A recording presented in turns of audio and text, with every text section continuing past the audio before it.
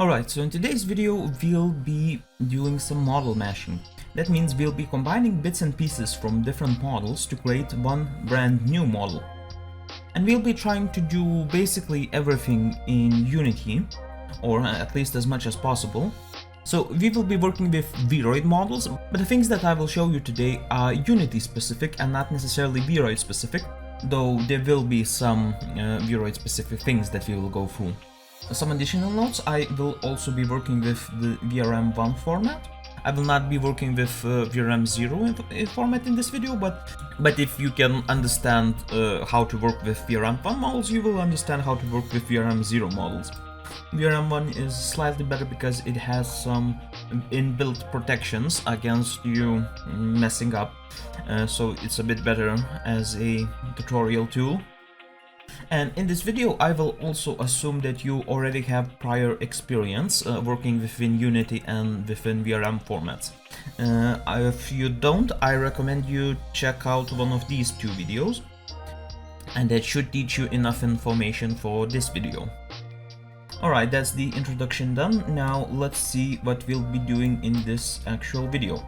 So I have this model, and I will want to remove all bits and pieces from this model, and I will want to turn this into a fresh, clean, empty base. After I do that, I will want to take bits and pieces from other models and add it on top of this model. So I'll take the ears from this model. From this model I'll take the scarf. From this model I'll take the tail, and from this model I'll take the hair. From this model I'll take the gloves, and from this model I'll take the shoes, and lastly from this model I will take the dress. So as we progress through these models, it will become increasingly more difficult to take bits and pieces from these models, and I will show you how to do that. Now, one thing you'll notice is that we don't necessarily need to have only VRoid models. The great thing about Unity is you can use any model that you want. As long as you can get to load it within Unity, you are able to mix and mash any models from anywhere. So all models will have the following 4 items, and these items are ones that you always need to keep in mind and always need to think about when you're doing this sort of thing. So first of all, it's the geometry itself. So as you can see, when we press on it, it highlights yellow, and we can turn it on and off, and that is the geometry. The next is the armature. And the armature is in here. It's what makes the model move. So for example here, if we click on the spine and we move it about, the spine is part of the armature. So thirdly, we have the metadata and metadata defining things. For example, in this case we have spring bones that are defined by the metadata. We also have some stuff like colliders and things like that. So that's something that we need to keep in mind. And lastly, the thing that all models have is texturing and shading. So in this case we have shader, VRM1 shader. When it comes to VRoids, they all have the same shader, which is the VRM1 shader, and that saves us a bit of time thinking. Though the things that I'll show you in here, you might also want to do on non-VRoid models. In that case, shading might be a lot more important than it will be in this video. So now that I've mentioned all of these things, what I'll want to do is I'll want to turn this model into an empty base to be used as dress up. Now, generally speaking, when you're model mashing, you will already have a model, and you will want to change some of its aspects. For example, you might want to change only the hair, you might want to change the accessories, the clothes that they wear. In this case, we will do everything. We'll basically take an empty model and we'll dress it up accordingly.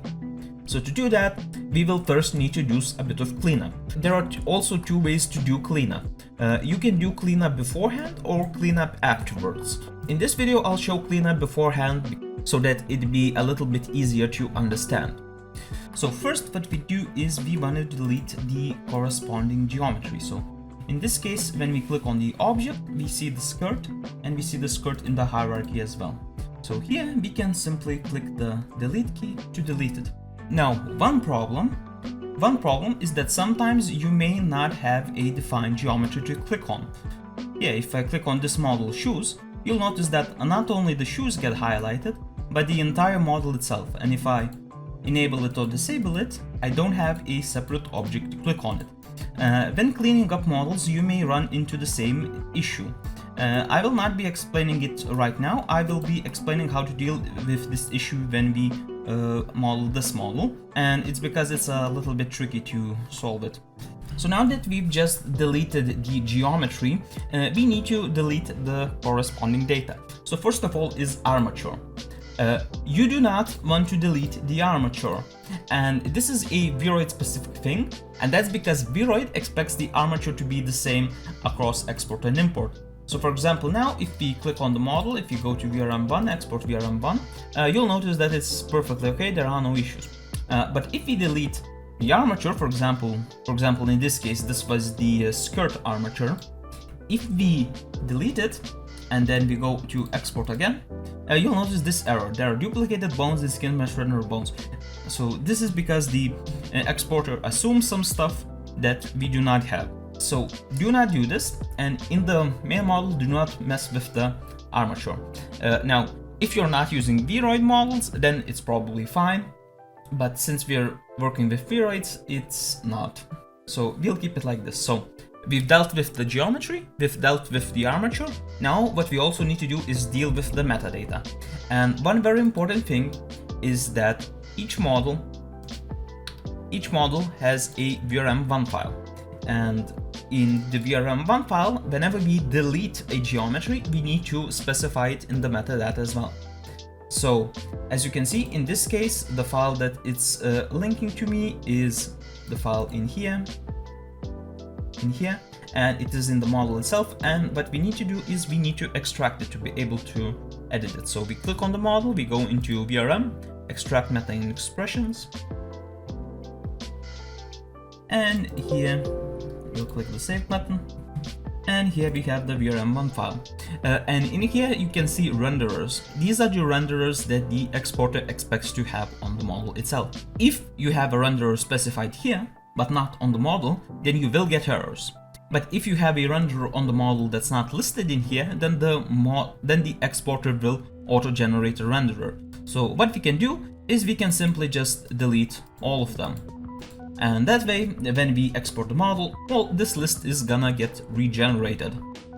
And lastly, another metadata that we have is the dynamic bones, or in this case, spring bones. And we can see them in here. So this is dynamic dress. If we expand the joints, we see it corresponds to these. So, and we see here, we have skirt A, skirt B, and these are the corresponding bones that the skirt used to create some dynamics. Generally speaking, you don't have to remove these.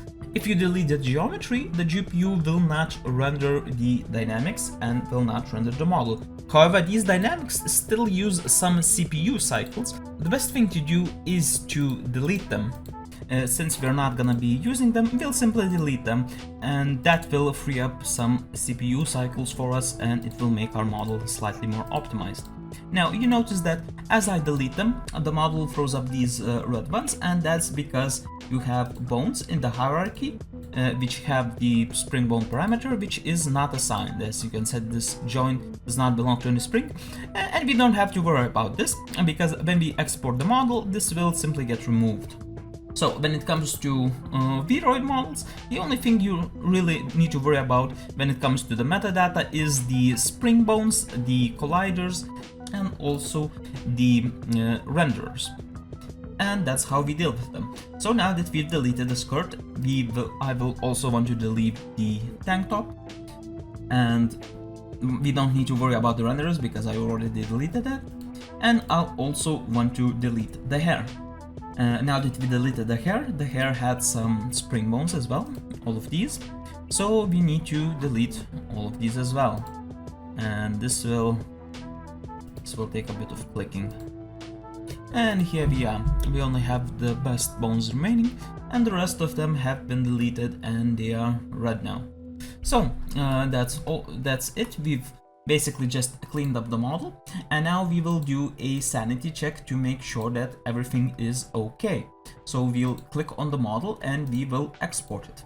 As you can see, we don't get any errors. We can adjust the meta parameters here if you want to, and then we will hit export. We will specify the folder that we want to export, and we will title it something like model version 1. And then we export it. As you can see, it exported fine.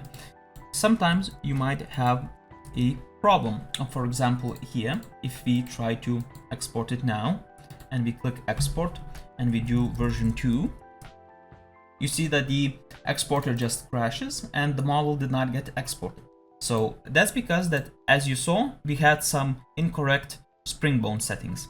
So if that happens to you, you'll know why.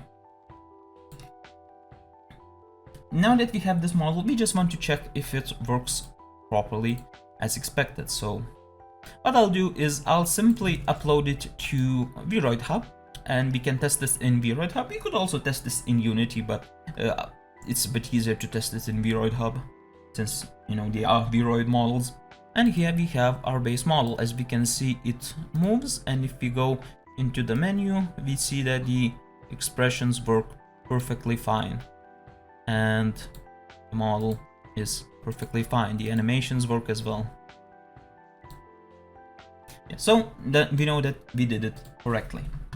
All right, now that we have this brand new model that we just made, we will drag it into the hierarchy and we will work on this model.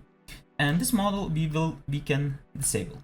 Now, what's very important is that you do not move this model about. All right, this model needs to stay at position 0, 0, 0 always. When you export the model, if it's not at position 0, 0, 0, it will be not in position 0, 0, 0 after export. So just keep them in mind. Keep this model where it is and move the other models around. All right, and now we have this model. And now from this model, we will take the ears. So as we can see, when we click on the ears, they have their own separate geometry. It's highlighted. We can't really move it around. And we can't really move it around because it's using a skinned mesh renderer. So that's another thing. Whenever you click on an object, you need to see whether it uses a skinned mesh renderer or just a mesh renderer like this. So in this case, it's using a skinned mesh renderer. So that means we will need to take some extra steps. Whenever you have a skinned mesh renderer, that means you have rigging in the model. And that means that the model is looking for an armature. In this case, it's here. It's called root. So when we have these ears, if we simply copy this object, and then if we try and paste it somewhere on the model, first of all, you'll notice that we can't move it around. And second of all, if we delete this model, you see the ears remain. But if you do literally any action, for example, move them and then hit the undo button, you see they're gone. Because this skinned mesh renderer requires an armature, and we do not have this armature. So that's why we will always need to do a few little tricks to make sure that things work properly. So the way we actually remove these ears from the model is we try and preserve some of the armature. So first, we will click on the model in the hierarchy, we will go prefab, and we will unpack completely. Now, it's very important. The prefab is packed for your safety, all right? If you, for example, here, we also have this prefab, and if we move this stuff around, you will see that you cannot reconstruct prefab instances. Once again, the prefab is packed for your safety, and you cannot move objects around willy-nilly. Now, in this case, for example, we can move objects around willy-nilly. So for example, we could move this here, or move this here, and then if we hit play, I guess we don't have any issues with this model, but with some models you will get issues, and that's why you don't want to do this. By moving stuff around where they don't belong, we can irreparably damage the model. So in this case, when it comes to this model, we will want to delete all the geometries that are not the ears. So we delete this, and we delete this, and there's nothing else. And all that we have left here are the ears, the root, and also this secondary component, which we can also delete, we don't need it. Now we have only the armature and the ears. And in here we see when we move certain stuff around, not everything moves the ears. So if you move the spine, for example, the ears move. So once again, from here we can delete all unnecessary objects as well. So a lot of these components are actually unnecessary for us, and we can delete them. So how do we know what to delete?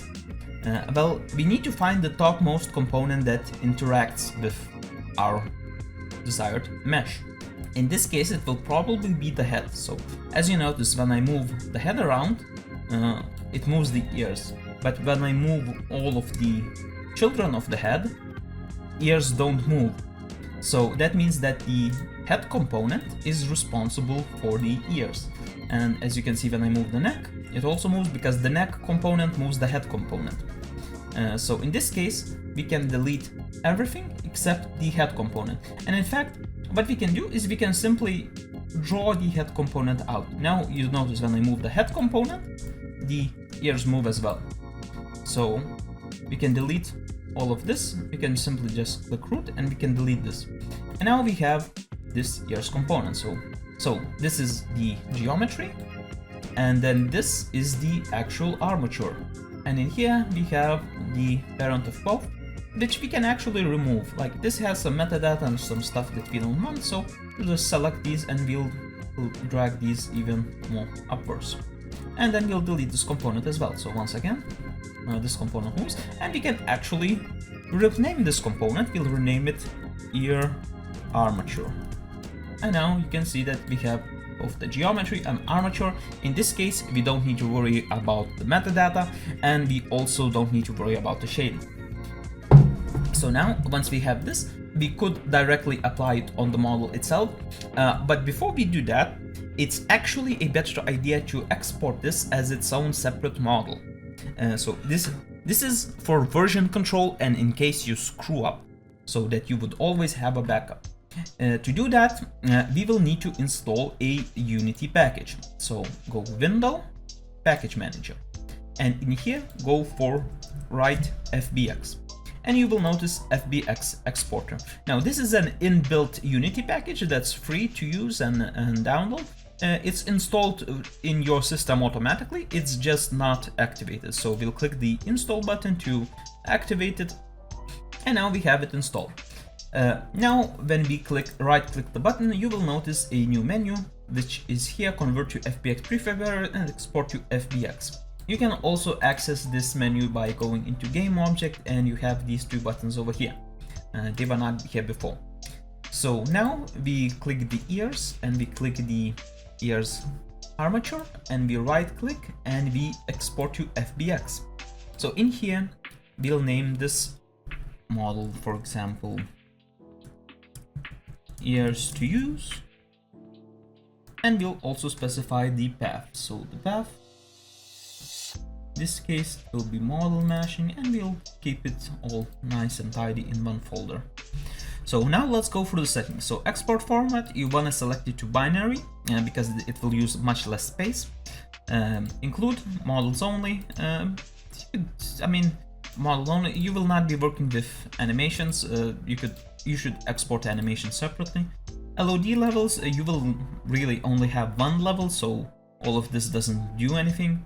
Object position, generally you might want to do world absolute, but what we'll do is, since we'll be exporting this model, but what we'll be doing is we will be centering both ears and the ears armature to position 0, 0.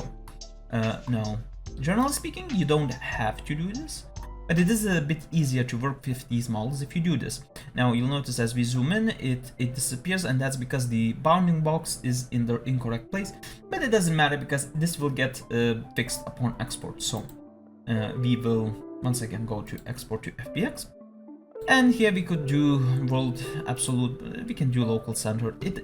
generally it doesn't matter. If you center it to 0, 0, it will not impact anything. So next, animated skin mesh, yes, absolutely, always. Compatible naming, we don't need to enable that. Export and rendered,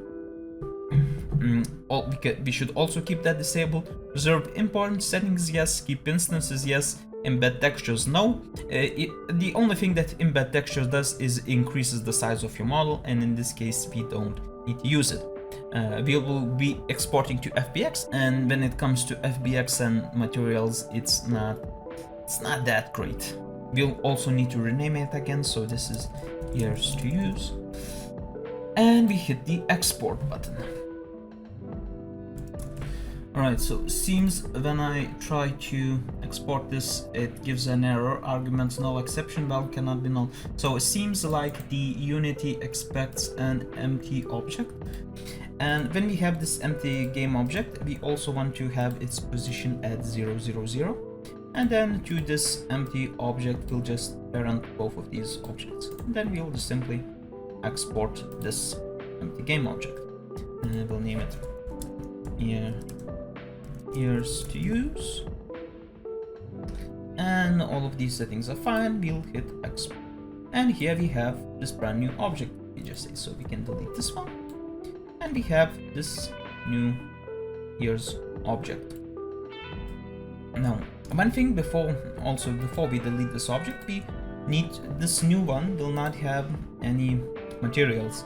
So we'll need to apply the same materials. And in this case, you can see that this is the A000 skin instance. So we can delete this object. And in here, we will apply the same exact material, which will be this one.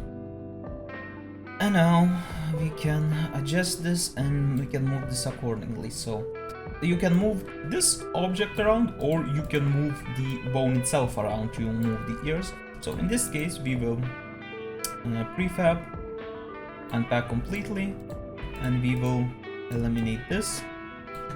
And we have the same thing that we started with, which is the armature and the ears. So the reason why we did this is to create a separate file. We have this file of ears, and the thing is, if we screw something up, if we make some sort of mistake with these ears, we delete them, we can always just drag in the same new file, and we can position this in any way that we want to. So this is exactly why we created a new file. Though strictly speaking, you don't have to. If you're lazy, you could just work from this step and generate these files. But I'll be showing you how to generate these files because it does help for version control and in case you screw something up. So we'll click on the armature and we will adjust it to position to match the ears. Our model will have two sets of ears, but that's a-okay. We will cover up the other ones with hair probably. Or maybe we can make them flip to each other, something like that. We'll adjust the color of the ears and actual texturing a bit later. We can also change their shape, size, and scale. Maybe make them a little bit stretchier in the X direction. Alright, yeah, that's fine. We'll make the colors match a bit later, so, let's not worry about that now. And then we'll cover up the rest with hair. So now that we've made both the armature and the ears, we will need to include this within the model itself. So the ears need to go on top of the head bone. So we'll go neck, head, and we'll drag the armature into the head. And now we see when we move the head around, the ears move as well.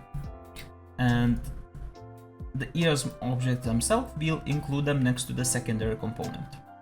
You can see when we move the head around, the ears move. When we move the neck around, the ears move. So, we attached it correctly. Now, to further solidify these changes, what we'll do is we will export the model once again. Once again, this is version control. This is just so that we have something to fall back on in case we make a mistake in the future. So, model mashing, all edges models, we will name it model version 2. as you can see, it exported correctly. That means we did things properly. And once again, we'll simply do a sanity check, and we'll upload this model into VRoid Hub, and we'll see if it works properly or not. And here we have the model loaded. So as you can see, the ears move perfectly fine according to the model. They're exactly as they appear within Unity. And now that we're back in Unity, what we'll do is we will delete this model version 1, and we will upload this model version 2. Nice and convenient. We could also simply hide model version 1, but I know what I'm doing. I'm gonna delete it, and I'm gonna delete this one as well because I will not be using it again. Okay, now that we have this model, what we'll do is we'll apply the next part, which is the scarf from this model. So let's just draw it a little bit closer. And in here we have the scarf as a separate geometry. As you can see, I can click on it, I can move it around, and what we'll do is we will do the same exact thing. So we'll unpack this prefab completely, and then we will find the armatures, the armature that is responsible for the scarf. So in this case, it will probably be something in the chest. Yes, you see, when I move the chest, the scarf moves around. When I move the neck, the scarf also moves around, but only a part of the scarf moves around. So it seems like it's these two bones, both the chest bone and the neck bone. These two bones are responsible for the scarf. So what I'll do is I'll try to preserve the child-parent relations, and I will delete everything else. And from here I will also delete, oh, can't do it like that. I will drag this here, and I will delete everything else. So here we'll also delete the body, we don't need this. We'll delete cloak, the goggles, we have the scarf. Okay, so seems like I made a bit of a mistake somewhere. It seems that it wasn't just the chest and the neck that describe the scarf, so I'll have to undo this. I guess we can double check it like this. So we'll delete everything else. If we delete the head, no, it was not the head. Okay, if we delete the, okay, yes, seems like a row parent. Row, no, the shoulder. Yes, it was the shoulder. So seems like the shoulder also defined on the scarf. So you can delete these, and we can delete these. And now you see that when we move the chest bone about, the scarf moves. So this is a bit of a different case, where we don't have just one bone, we have multiple bones that define this geometry. And now there's a couple ways to handle this. So the way that I'll handle this is first I will rename these bones. So this is the scarf chest. This is the scarf left shoulder, scarf neck, and scarf right shoulder. Alright, we'll rename these for convenience sake, and this we will reset the position to 0, 0. And in here we'll also reset these positions to 0, 0. Alright, and now what we'll do is we will export this scarf object, export to FBX, and we'll rename it to scarf fuse, and we'll export it. And now we have it here. We'll drag it back, we'll delete this one, and we will unpack prefab completely. Alright, now how do we apply this on our model? So in this case, we don't have any extra bones. We only have these bones that are within the model, and our model has these bones as well. So for example, if we expand here, we have chest, we have neck, we have shoulder, and what we can do is we can drag these bones into the hierarchy of these bones. So for example, this right shoulder bone, we will attach it to... Actually, before we do that, we should first position the scarf correctly, and we should also adjust the size and scale correctly. So we'll drag this a little bit like that. Okay, and we'll bring this forward a little bit. Alright, now that we've adjusted that, as I said before, we have the same exact bones here. So for example, left shoulder, we have the left shoulder over here. So we'll simply drag this in here, and we'll parrot this scarf shoulder to the right shoulder. And here, the right one, we'll also drag it in here. And we'll do the same with the neck. And we will do the same with the chest. And when it comes to the geometry itself, we will also drag it in here. So now, when we move around, for example, we move the neck about, you see that it moves the scarf, at least the bit that we attached. It's not perfect because it's not the same model, but I mean, you're not gonna get a head rotation backwards. Forwards, maybe we need to bring it a little bit up. For example, if you move the chest, alright, if you move the chest, the entire thing moves. To move the shoulder, yes, if we move the shoulder, this thing moves. Okay, so I think what I'll do is I'll move the scarf slightly upwards.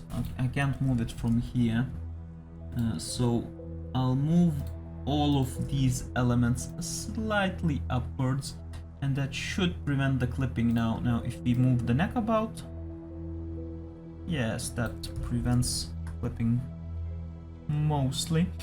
It's good enough. You're not gonna notice it. Now there is another way to do this, but we will discuss it when we work with the shoe model and the glove model. So in this way, what we did, we preserved the original rigging. So that means we preserved the way it was designed to bend. Sometimes we might not be able to do that, and we need to simply recreate it. In this case, we did not. And one additional thing is that you may have noticed, but the scarf and this model was not a VRoid model. And as you can see here, when it goes to outfit, it says it uses the shader standard. Is that gonna give us issue upon exporting, I wonder? No, it says not. But let's try to export it, and let's see what happens if we export it as a standard shader.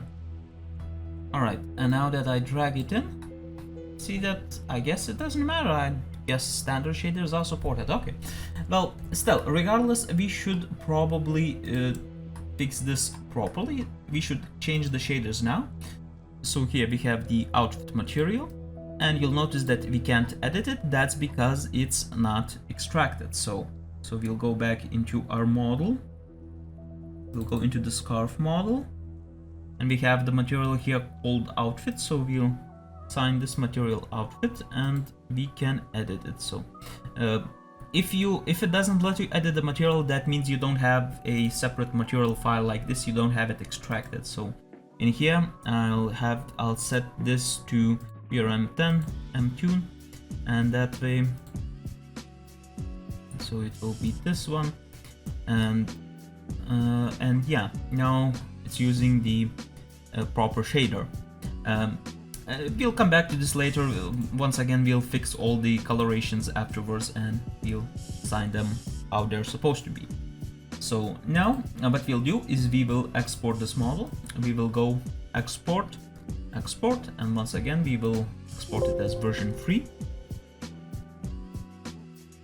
And you notice when we drag it, we get an error. Skeleton node is not a common root. So this is an error that sometimes happens depending on how you do the models, but we know exactly what causes this, and this is the scarf 1 model. And we can see here root bone, and its root bone is scarf chest. Now this is a bit of interesting things with in regards to VRM1 format. You need to have the same root bone. So if we select other objects, for example here we select the body, you see the root bone is called root, which is here. So we need to have the same root here. So what we'll do is we will simply click on the scarf and we will select this to be the root bone as well. And you can see, oh, the scarf went away. And why is that? Well, it didn't actually go away, it's just that the size of the bounding box changed. If we zoom in and out, you will notice that. So that's why we need to export it. So we click on model 2, VRM1, export VRM1. We will export this as version 3. And now we will try to drag it into VRoid, and you'll notice that it actually allows us to do so. So, and this might be an issue for you, this might not be an issue for you, it's something interesting to look at and remember. So now we'll delete model version 2 and we will be working on model version 3. So now that we have the model, the next thing we want to do is we want to take the tail from this model. Now this model is interesting because as you can see, we don't have its materials. Its materials are not loaded, it's untextured. If we take a look at the geometry somewhere, you will notice that you have shader, hidden internal shader, internal error shader. So what this means is basically we don't have the shaders for this model. But we don't need shaders for this model. As you can see here, we have the tail, and it's also a separated geometry. And where it's a shader, we can simply change it, and we can change it to our VRM10 shader. And boom, just like that, we have a new material. Now, it will depend on how it's set up for you. In our case, it is indeed set up. So here we have this texture, so we'll apply the shade color as well. And this texture is actually transparent, so we could make it transparent, and boom, just like that. Advanced, let's go, let's turn right on the Z mode on, let's enable that. Just like that, we have a tail. So once again, we'll do the same exact thing. We will unpack the prefab here. We will go into hips. As you can see, it will be in the hips, and it will probably be in the tail. As you can see here, when we move the tail, only the tail moves. So this is the component that we want. We will drag it out to extract it, and here we will also drag out the tail to extract it. We will delete the rest of this. Oh, yes, you see. This happened once again. These are bounding box issues. These are not really.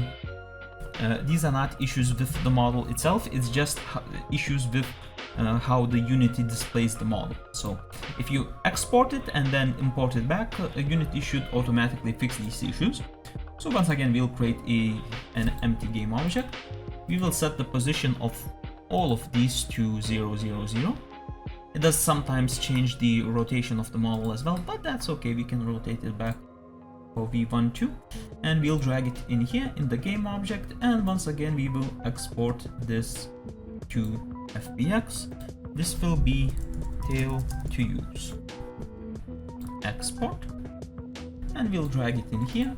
We'll do this, and we will unpack this prefab completely.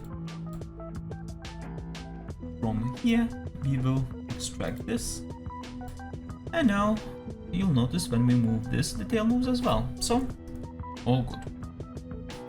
So now let's adjust and position the tail.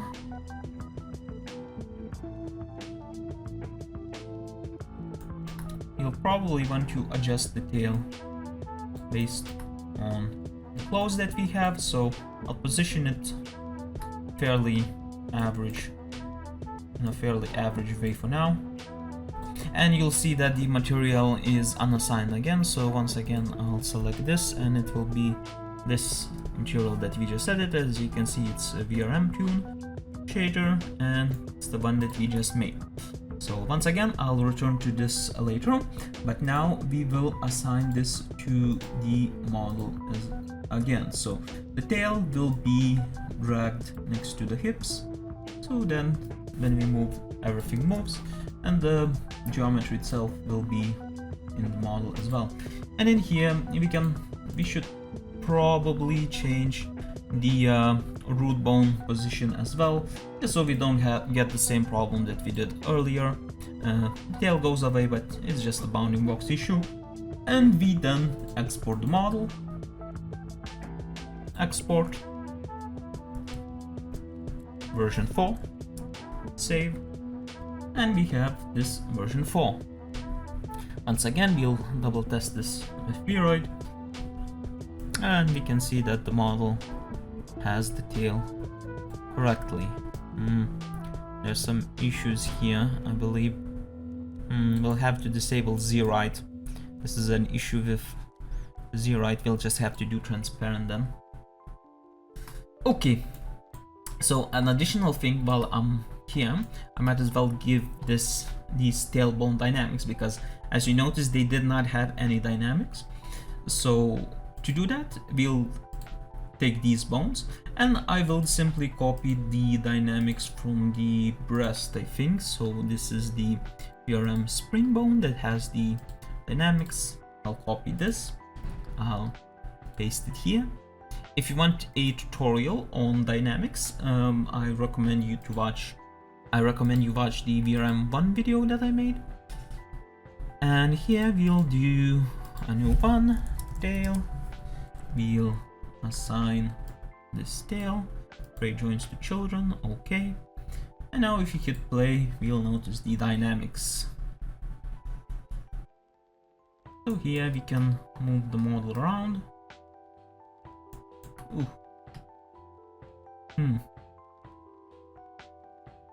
Bit too energetic for my liking. Let's drag force. Let's reduce the stiffness force maybe. And we'll copy this. We'll go back here. We'll go spring bones tail. That can update. Oh yes, that's good. No, I'm not sure if that updated. Okay, tail. Paste here. Paste values. Increase the drag force a little bit maybe. Go here. Tail creates joints. Okay, play. Yeah, okay. That's better. That's better. Okay, we'll keep it like this. And then once again we export the model as version 4. For real this time. Right, double check sanity test with VRoid.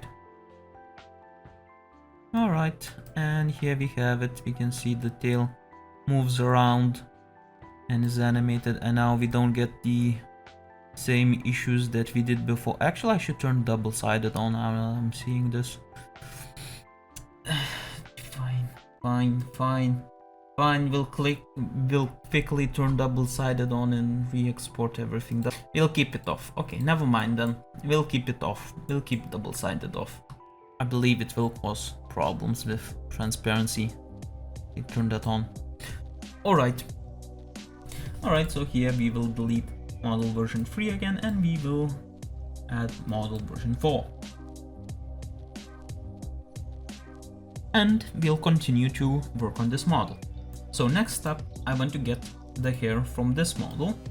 Now this is a VRoid model, and in this case, as you can see, we have some spring bones on the bones as well.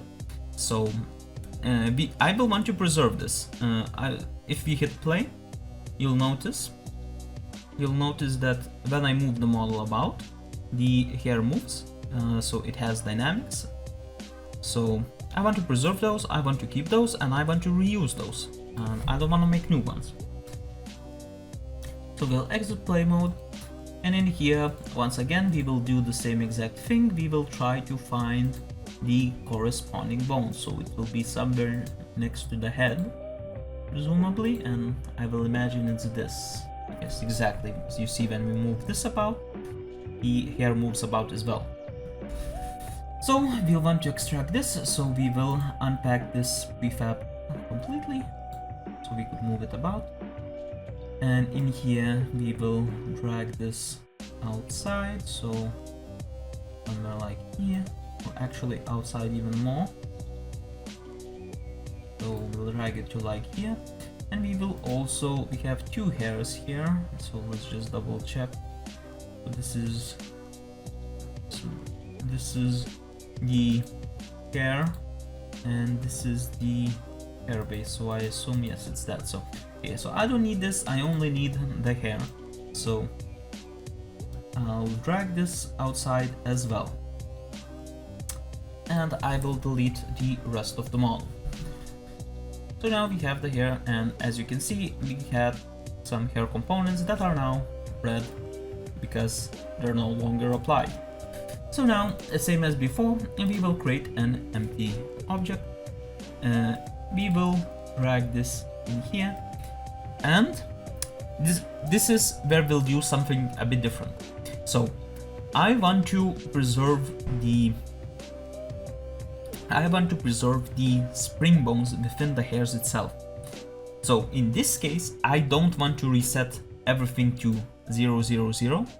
I don't want to do that for this model at least. So what I'll do is I'll duplicate this entire object, and then when I duplicated this object, within this object, I will reset all the positions to 0, 0. So once I do that, I will take this object and I will export it to FBX, and I will name hair to use. And also important to specify that this hair, once we export it to FBX, will no longer have spring bones. So now that we export it, and if I were to re-import it back and move it around, you will see that there are no spring bones within this model and within this hair. And that's because when we export to FBX, it removes a lot of metadata from our model. So that's exactly why we duplicated this model.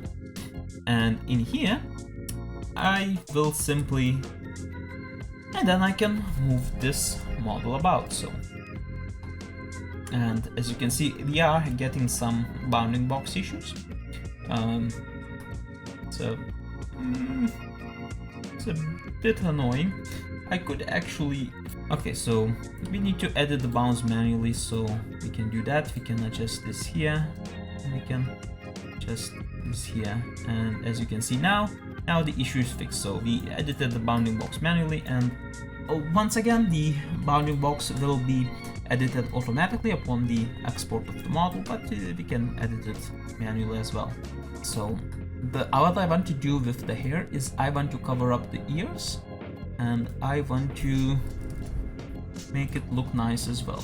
So alright, and now we have positioned the hair. So what I'll do is I will assign this hair. Well, actually, let me rename this. What is this Chinese character? This is hair. Let's just rename it to hair. And we'll go spine, chest, upper chest, neck, head. We already had some hair from before, so we'll just add another one. We'll keep the old one as well. And this one, once again, we'll drag it into here, somewhere next to the model. And the next thing that we have to do is we now have to assign all these spring bones to the model as well. They're already set up for us. All we have to do is simply assign them. So we'll go into model, and we'll go into spring bone here. And here where we have springs, we will click the plus button. It will duplicate the last value. And in here we'll go into hair, and we'll go into this, and we'll click create joins to children. And that will automatically assign these values. Alternatively, what we could do is we could also just assign these values one at a time manually like this. That way we know that we will correctly import all settings. When we press the create joints to children button, it takes the settings of the first bone and transfers them to all of the other bones. However, in this case, I'm pretty sure all of the bones here use the same exact settings, yeah. But if you have bones that use some different settings, okay, now this one uses a different one. So yeah, if you have something like this where the last bone uses a different setting, you would need to transfer them all at once, one at a time. Actually, let's log this. And we'll rename this to hair as well. So, in this case, the better option would be to transfer them. I already did that one. To transfer them one at a time across here. And yeah, just like that. I'm not gonna do that, I'm just gonna click the button. Right, so now I assigned all of these and we notice we don't have any more of those red orbs. Now we only have yellow orbs, which means all of them are assigned. So to double test this, we'll also hit play. And then we'll move the model around a little bit. And you notice all the hair dynamics work. Now, we don't have any colliders for these. The original model, I believe, did have colliders. I did not bring them over. To be honest, it would be easier just to make new colliders, but I'll keep it like this. I don't really care about the clipping. I should add at least a chest collider, like it really clips with the chest. Okay, I'll add one collider. I'll add one capsule collider.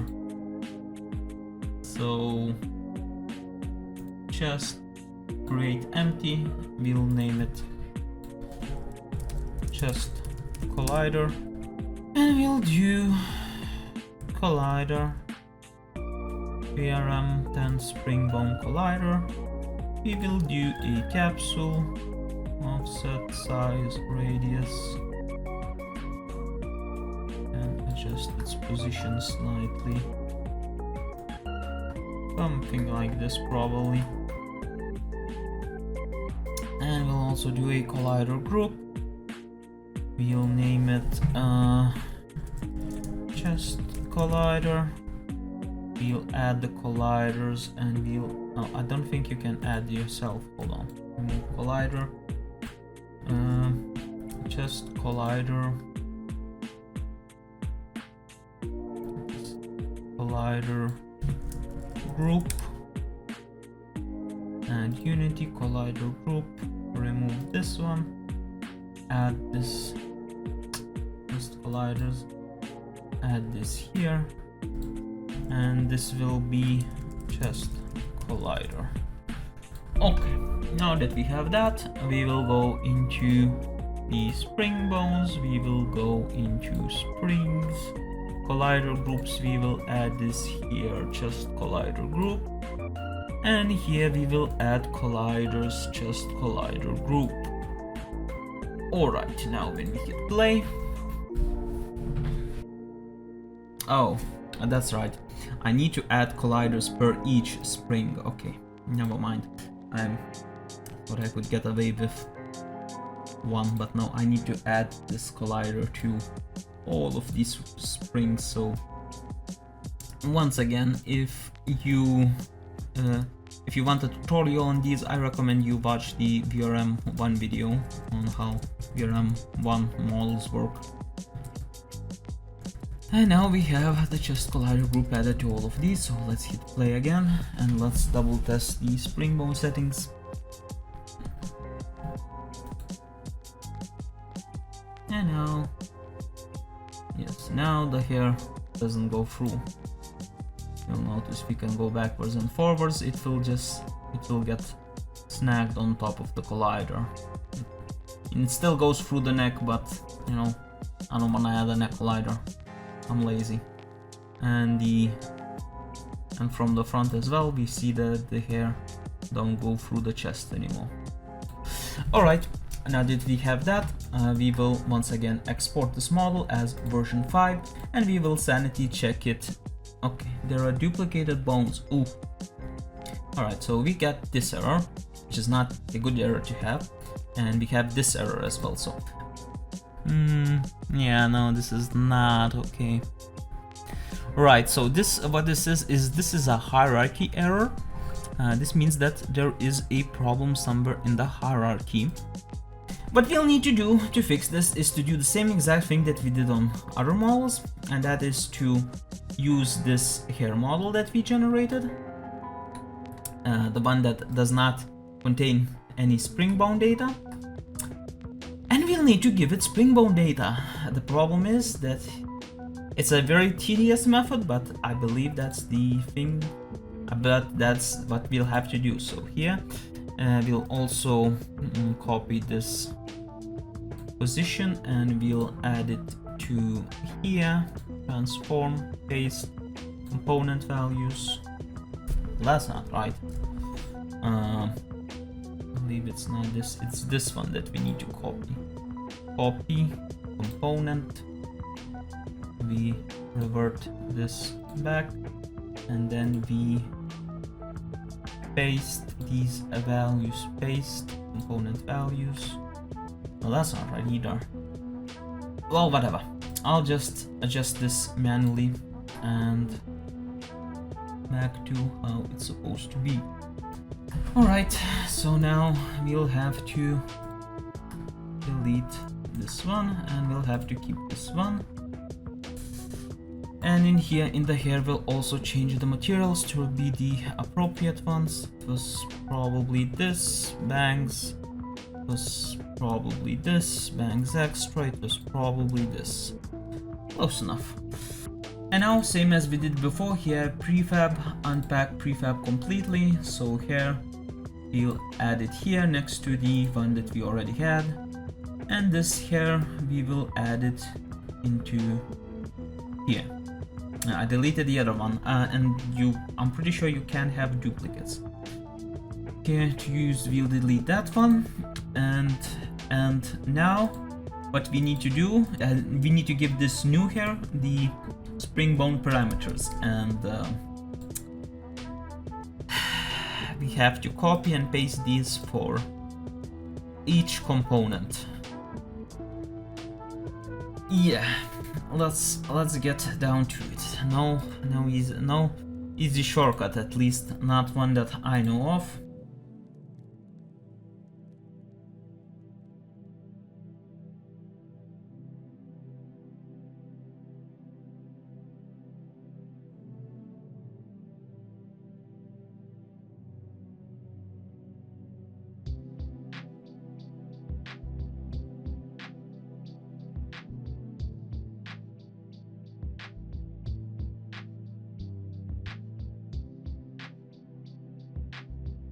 Alright, we just assigned all of these spring bones again. And now what we need to do is we need to go back to spring bones and reassign everything here as well. So let's do that.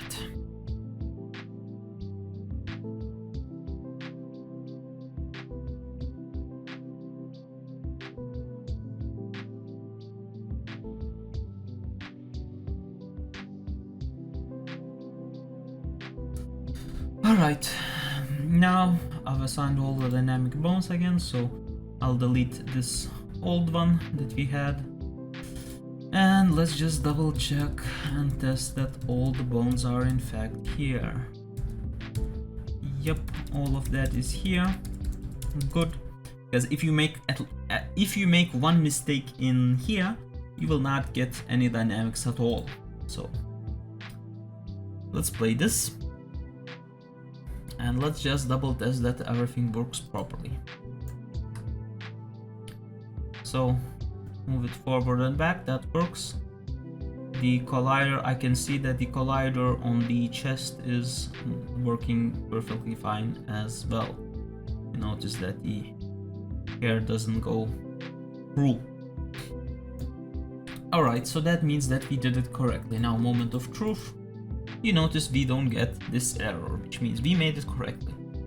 So I try to shortcut, I try to skip it, but we can't shortcut it, we can't skip it, we have to do it the same way as with everything else. You know, maybe in the future. Export it again, model version 5. export this. And once again, sanity check with VRoid, just to make sure that it works correctly. And here is our model. We see that it works correctly. The colliders on the chest, I see them working right now.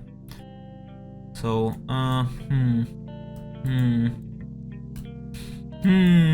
okay, I think I got the positioning slightly off. I need you to just raise it slightly, but you know, this is why we do these sanity checks. You know, this is exactly why. And I'll delete the version 4 and I'll add the version 5. Alright, so next up we have this model, and from this model I wanna take the shoes. So if you take a look, we'll notice a few things. So first of all, this is a complex mesh, which as the scarf means it needs to bend around several objects. So you have the legs, the foot, the toes, and there's another issue with this model. If we click on it, you'll notice that when we click on it, we don't get a separate geometry. The entire model gets highlighted instead. So that means that we'll need to separate the boot geometry from the rest of the geometry. And then the third issue is that if we see from the side view, you will see that these are high heels and the foot is bent, unlike with our model where the foot is flat. So these are the issues that we'll need to face. And the way we do this is we start off the same as we did before. So what we'll do is we'll go to the prefab, we will unpack it completely, and then we will delete all the unnecessary things. So for example, the cloak, the goggles, the scarf. And in the armature, we're not gonna delete anything, because if we delete anything, for example this spine here, you'll notice the geometry becomes distorted.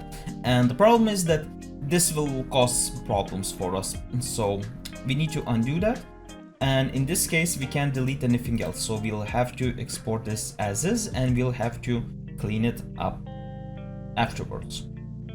So here we will simply click export to FBX and we will name this shoes to be detached, and we'll hit export, and we just exported the model. So the next question is, well, how do we remove these geometries? Well, the problem is we cannot do this in Unity, and we will need to do this in a 3D editing application of our choice. Now the software that I will use here is Blender. It's kind of a crappy 3D editing program, but it is the most accessible. Generally I would recommend you use Maya, but Maya is paid software. So we'll have to stick to Blender. So when we open Blender, we will delete all of this unnecessary garbage, and then we will import our FBX model. Now the default Blender FBX importer is really horrid. It's really bad. So for example, if we try to import our model, you'll notice that we immediately get issues. Alright, now these are issues that we could probably correct, but like just generally this shouldn't be the case, but yet it still is. This is not your fault, this is not because you did anything, this is because the Blender FBX importer is a piece of trash. So what I recommend you do instead is you get a plugin called Better FBX Importer. Now the problem is that this plugin is paid software. But you could do instead, if you don't want to pay anything, you could convert FBX into GLB format and then import the model as GLB. All VRoid models by default are GLB models, so you could use this feature as well. And in Blender, GLTF importer is actually quite decent. So for the purposes of this video, I'll be using the Better FBX importer. And using the normal FBX importer is not recommended, because sometimes it can lead to errors like these. This is not an issue with the model or anything, this is just the issue with the importer itself. So don't use it, use better software. So we will import our object, which is shoes to be detached. Alright, and now we have this model. So here, what we'll do is we will click on the geometry itself. We will make sure the geometry is highlighted. And then here we will go into edit mode. We can expand this a little bit. And in here, what we'll need to do is we will need to select, by holding shift, we can select certain areas of the mesh, and then we hit Ctrl+, and it will select the entirety of the mesh, or at least all these separated meshes. So now that we've selected all of them, we will right click, separate, selection, and as you can see, it will make a new object which we will simply hide. And by doing this method, we want to separate all of the meshes. Now, there might be a problem if you select something and you highlight it, then everything gets highlighted yellow. In that case, you cannot use the Ctrl+. Instead, you will simply need to select everything manually, hand by hand. Select it like this. We'll select everything else, and we'll try to separate everything else. Actually, what we could do is we could also just select the leg and then just delete it because we don't need it. And now we can select all of these and go Ctrl+. That's another way to do it. Might be a bit easier. Separate selection. And if we hide the armature, yes, that is everything. So now that we have selected everything, what we'll do is we will go back into object mode. We will delete the body itself because we don't need it. We will unhide all of these. And these are separated geometries that we just made. So now what we can do is we can combine all of these by selecting all of them and then pressing Ctrl+J. And now you'll see we have one shoe geometry. So now what we're gonna do is we're gonna export all of this and we will clean it up even further in Unity. So we'll go File, Export, and the standard FBX exporter is perfectly acceptable within Unity, though if you have the better importer, you will have the better exporter as well. So we'll just use the standard one in this case. And very important, if you go here into armature, geometry, you will need to uncheck this button, because what this button does is it will delete all of your rigging, and we do not want that, so we need to uncheck this one. And in here we will export our model. We will title it Shoes to Use.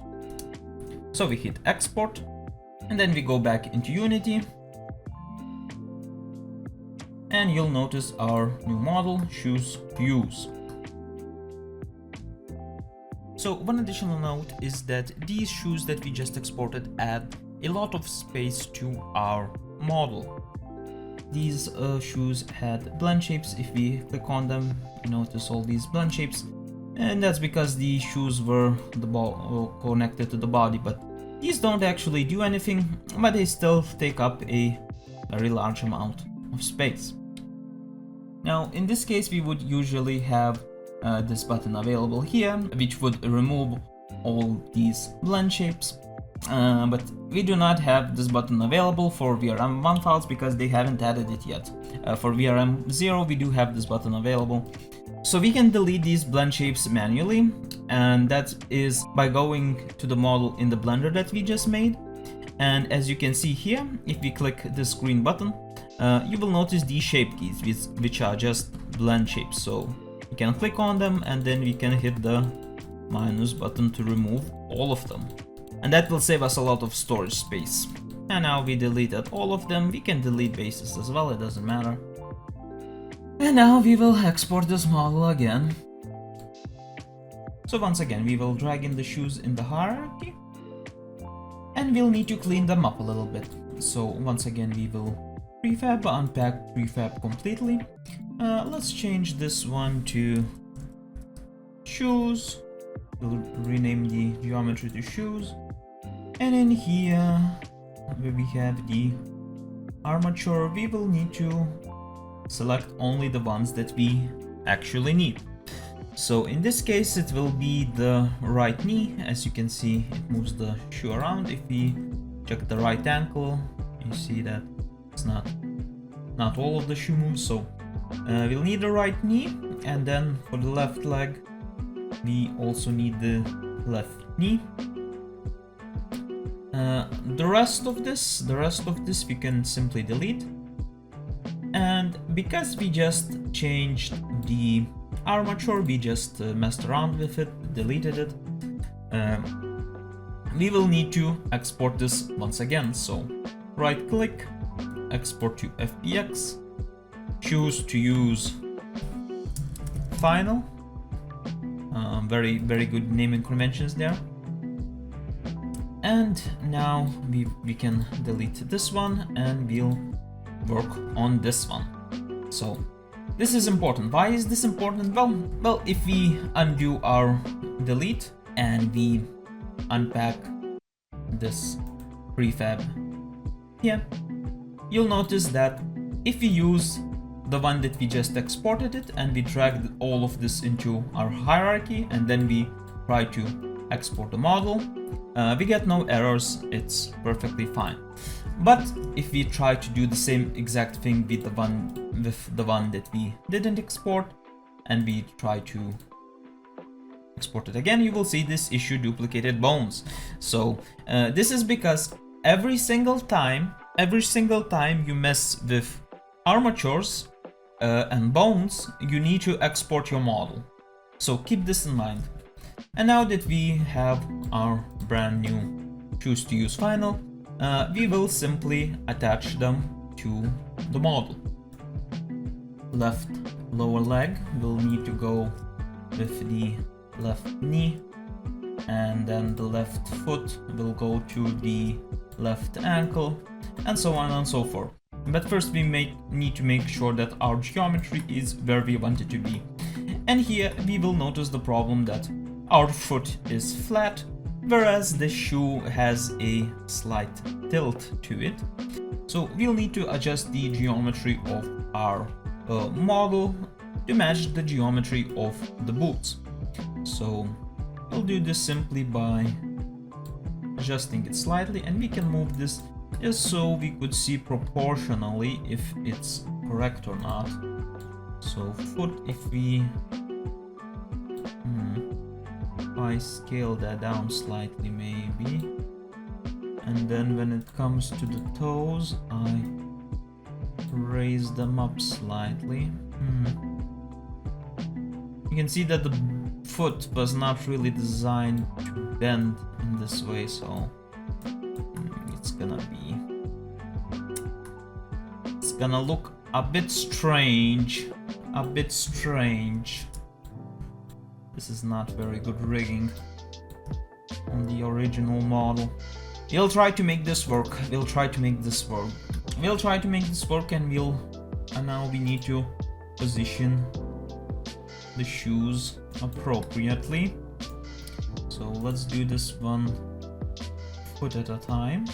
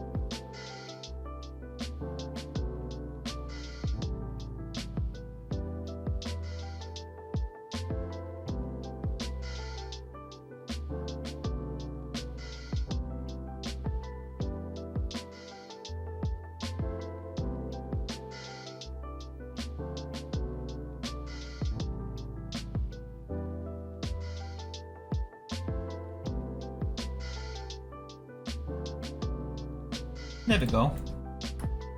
So now that we've attached the shoe, we need to attach the armature of the shoes to the armature of our model. So the left knee will go to the left lower leg, the left ankle is the left foot, the ribbons will go to the left foot as well. And these are ribbons, these are something that the model had, so these could be made into spring bones for dynamics, but I'm just gonna ignore them, I don't really care about them. And the left toe will go on top of the toe. Something got a bit misplaced, so I guess we'll try and correct that. I'll move this here. This is clipping from this side now. Yeah, I think our scaling got undone. Adjust these once again. Alright, and there we go. It took a bit of finessing and faffing around, but we did it. We got it. And now, you can see here that if we move the foot bone, the foot moves. If we move the toe moves. Actually, it's clipping a little bit. Okay, I need to fix that. It's like right on the border where the meshes meet. That's why it's clipping on me. I mean, the toe isn't really moved at all, but like we can adjust this and can adjust this by moving this here. Now if you move this, there you go, it's not clipping anymore. And nobody's gonna rotate it to this extreme. And then left lower leg, you can see that moves around as well. So the problem here, the shoe is a little bit distorted, but that's because the shape of our foot was distorted. And here I see that the toes are a little bit high as well, so we can lower them down a little bit, just to make this flat, nice and flat. Alright, and now we need to do the other shoe, so time-lapse time.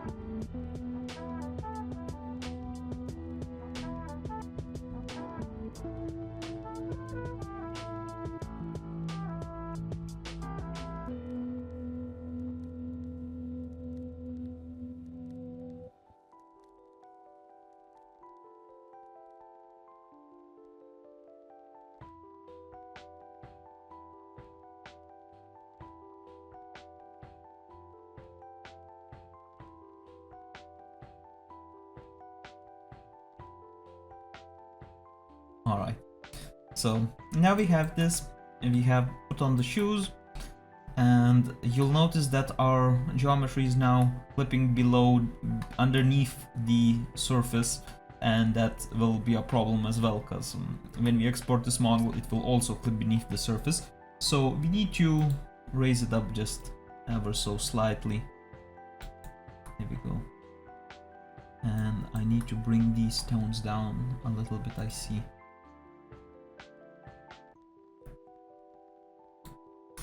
So when it comes to fine-tune adjustments, for example, you might want to adjust the position of this heel.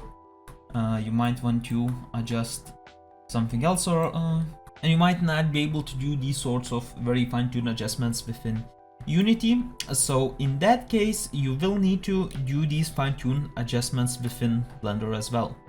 And I will show you how we can mess with the rigging of the rigging of the model when we analyze our next model. So now that we have this done, we should export this. As you can see, we don't get an error. We will export this as version 6. And there is one thing that I forgot to do, and that is to change the shaders. So we will have some shaders somewhere here. Yeah, and this one uses VRM10 as well. So that's convenient. So now we will once again export this model with the VRM shader, and we will import it for the sanity check. And here we go. I need to slightly rotate this one. It's rotating slightly in the wrong direction. So other than that, seems fine. I mean, we can also double check just to make sure that everything else works. So expressions, they work fine.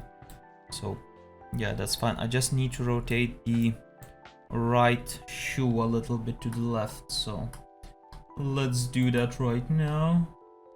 And in here I'll also name these a toe knee. I will rename these as shoe, just so that we can keep track of it. I mean, strictly speaking, you don't really have to rename these, but it's better to rename these just so you don't lose track.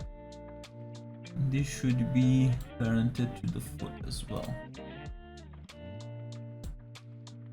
Alright, that's better. That's better, that's good enough for me. So now we can delete version 5 and we will drag version 6. And we will do the next thing, which is the gloves. So we're facing a few different issues here. So first of all, if you click on the gloves, you will see that the geometry is not separated, it is in fact attached to the model. So first thing we'll have to do is we'll have to deattach this geometry. Now we have another issue, is that both of these models are not the same scale and their finger length is probably not the same as well. Now this was the same case for the shoes, where the foot shape was not the same. But in this case, we only had 3 bones per shoe to work with.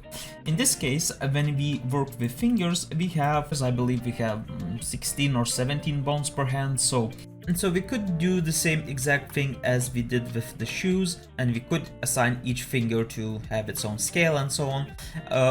But the thing is, when we have so many different bones, the better way to do this is probably to just reuse the rigging on the model and transfer the rigging from the hands to the gloves.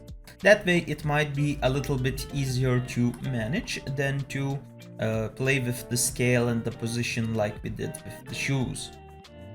So first thing we do is we open this model up, we unpack it completely, then we delete the unnecessary geometry, which in this case will be the... oh, this is not the correct one. My bad. Not the dress, the gloves. So we unpack this prefab completely, then we will delete what we don't need. So face, we'll need body, we don't need the hair, don't need the secondary component. And in here, we could delete some of these, but we'll delete these later, so it doesn't matter.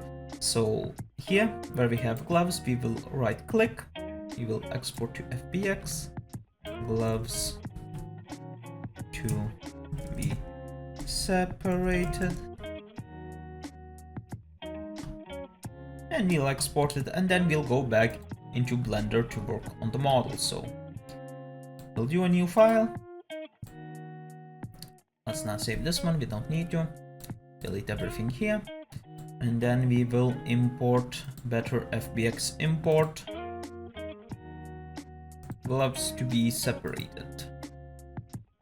Alright, and in here we'll do the same as we did before. So we will make sure that we click on the mesh, we click on the mesh here, it's highlighted yellow, then we will go into edit mode and we will select both of these gloves, and then we will just Ctrl+ to select them all. So we will separate, selection, go back into object mode, we can delete this one, we don't need it anymore.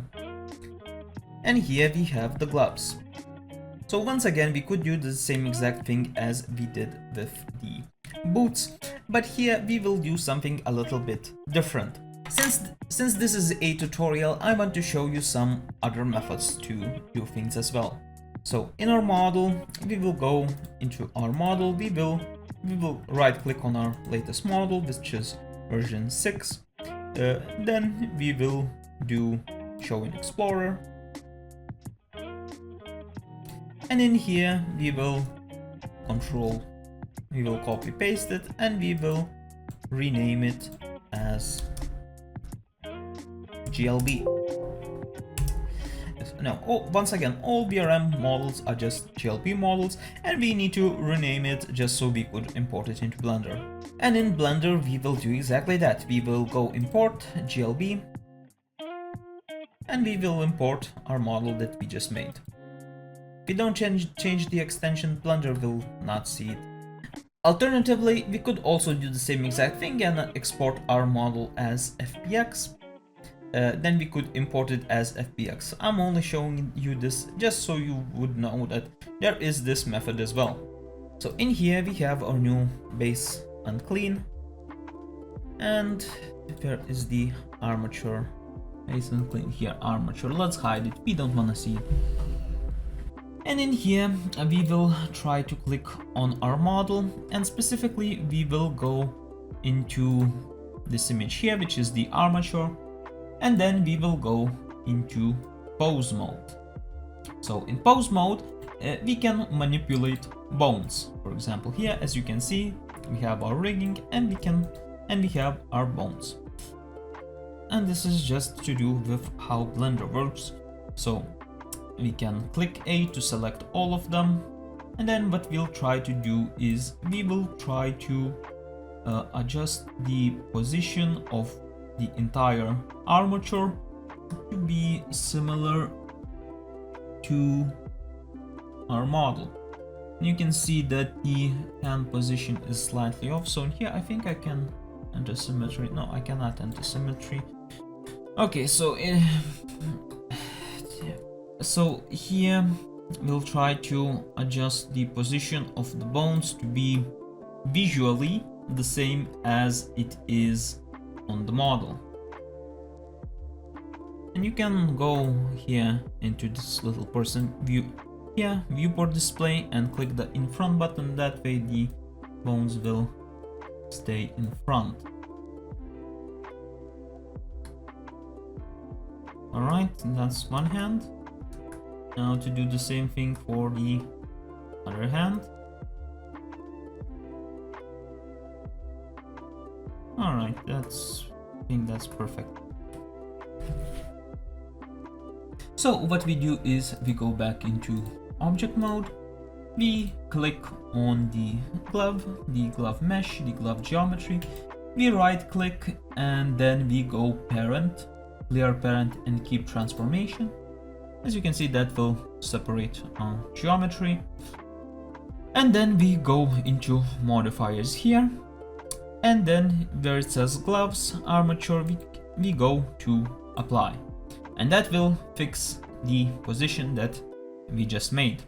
Now if your mesh has shape keys, here blend shapes, whenever you try to apply an armature, what you're gonna get is this error: modifier cannot be applied to mesh with shape keys. So in that case you will need to use a plugin called multi-shape keys, apply modifier for object with shape keys. So once again, this is just because Blender is a crappy program and you need plugins to make it work properly.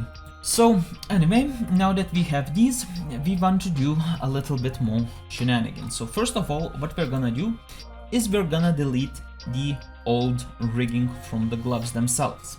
So we click on the gloves, we go into this symbol, we delete these shape keys because they were just for illustration purposes. And here you have vertex groups, and vertex groups is basically the rigging of the model. So we wanna delete all of this, so just hit the minus button a few times. And no, you can't select all of them. You can only select one at a time. Once again, Blender is a crappy program. Alright, and now that we've deleted these, we can delete some of the other stuff. For example, this gloves, you can delete it. As you can see, nothing happens. You could delete this, for example, so we'll go Shift G because you need to know these shortcuts, and then we will hit children to select everything, then we will hit delete to delete everything, and then we will delete this as well. Once again, this is just how Blender works, and you're supposed to know these sorts of things. And now what we will do is we will transfer rigging from this model to the gloves themselves. So we select this model here, then we hold Shift and select the gloves as well.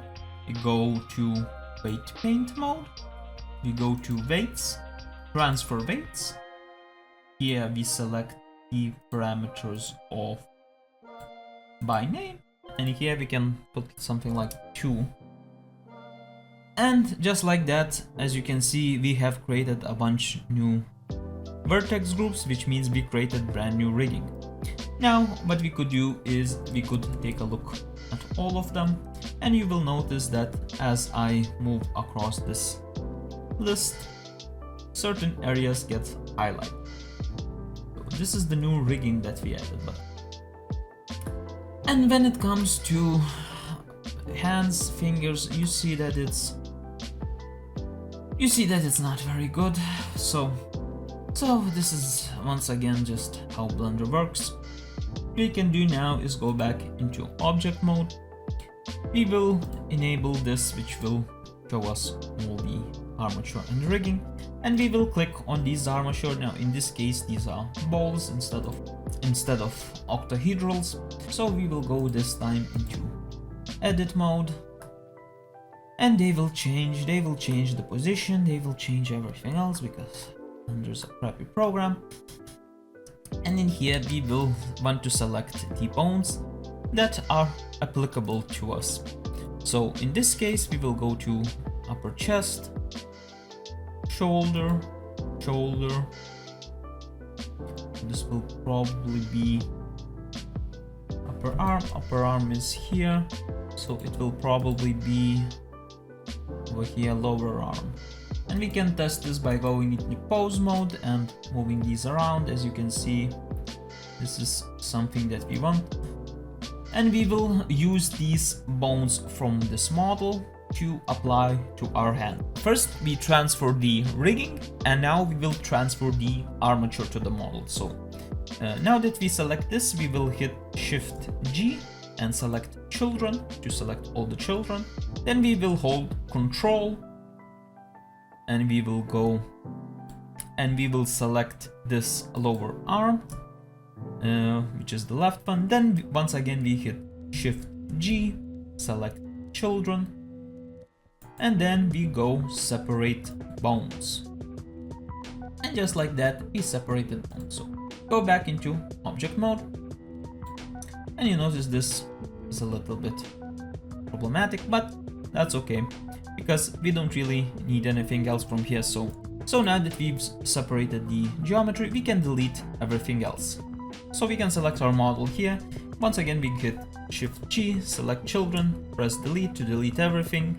Then we delete this one, and then some other stragglers, this random thing, I don't know what this is, delete this as well.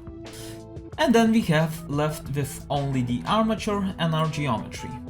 So it's a little bit easier to preview when you have FBX, but we'll just position this accordingly because apparently the Blender's positioning sucks. I don't know why it's positioned differently. And now what we'll do is we will click on the body, we will click on the armature, and we will parent them together. And we will drag this in here, and there's a bunch of extra crap in here that we forgot to delete. And now the final thing, we need to specify that the geometry is rigged to this armature in particular. So we go into the geometry, we go into modifiers, and we click add modifier, deform, armature, and object, specify this armature. Alright. Go into pose mode, and then when we move this around, you'll notice that the armature moves as well. How the hell do I get rid of these balls? Okay. Alright, so to get rid of these balls, click A to select all the bones while being in pose mode. Then go into this bone over here, and where it says custom object, just press X. Okay, gosh damn it, we need to do this per each bone. Okay, I'm only showing you this software because it's the most accessible software out there, but it's a pile of crap. Like, oh my gosh, there's some cool stuff that it can do, but most of the time you'll be spending doing this stupid shit like this. something has wrong positioning, or sometimes the position is inaccurate, or sometimes you get stupid objects like these. Alright, now if we go into pose mode, you see when we move around, the fingers move around. But you'll notice a different problem, and that is that when the fingers move around, it doesn't move around properly. So this is because of the nature of the geometry. So the problem is that Blender's automatic weight transfers also kind of suck. And when you have these intersecting meshes that clip through each other, like you do here, it fails to do them properly. So that means we need to adjust them manually. Yay! And we need to make corrections manually. So we click on the geometry, we go into weight paint mode, and then we go into data here, where we have the rigging. And then we need to find appropriate rigging that we want to edit. So it will be somewhere here. Yes, so lower arm. Alright, that looks fine. What we'll do here is we will blur it a little bit, just to make it a bit more smooth of a transition. Alright, then we have the hand. And the hand, once again, we will blur it a little bit as well, just to make the transition a little smoother. That looks fine as well. It looks like the hand that will be affected. Then you have the index finger, and that does not look fine. So what we'll do is we will adjust these fingers slightly. So we'll adjust the position. So for example, we'll do this up, we'll do this down or to the side. Then we'll do this one up as well. And then we'll do this one to the side. We can also do this one here. So once again, we'll click on the model, we'll go into weight paint mode. And here we'll try to clean this up. So when it comes to weight, weight 0 means that the bone is not affecting the mesh at all, whereas any other value means the bone is affecting that geometry, that specific value. Oh dear god, this is so bad. So I fixed the gloves. It only took me 8 hours, so you know, in hindsight it probably would have been better to use the same method that was used for the shoes, but it's too late now. So if we go back into weight paint mode and we check the rigging of the model, you will see that the areas which have red basically means that they will bend with 100% correlation to the bone when the bone bends. The areas where it's blue, it will be 0, and in between will be an in-between value. So I went through all of these. I fixed the issues that the automatic weight transfer caused, and as you can see, I also blurred them. So I took this blur tool and I blurred these weights a little bit, just so the transition is not as extreme. So why do we go through all these troubles? Well, let me show you. Now we will export our object. As you can see, we only have the armature and the geometry.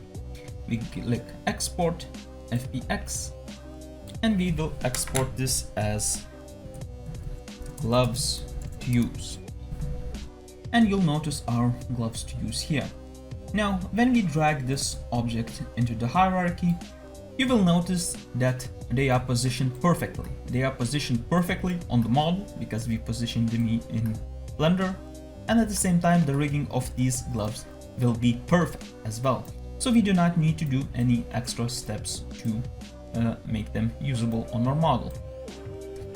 Now, in this case, for the glove example, this may not have been the best example to showcase this, but it will be necessary to do the same exact thing when we work on the dress model. So same as before, we will remove this model because we don't need it anymore, and in here we will unpack the glove prefab completely. And here we will rename these bones gloves. We will rename all of these because there might be issues if the bones have the same names within the hierarchy.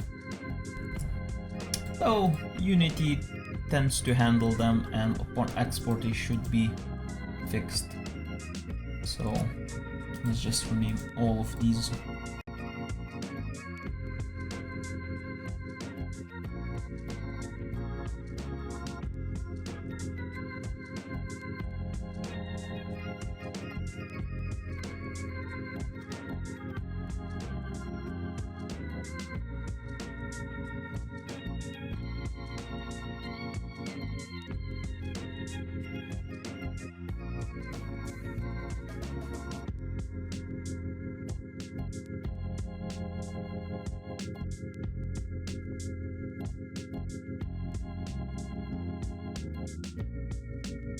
And we should rename this geometry as well.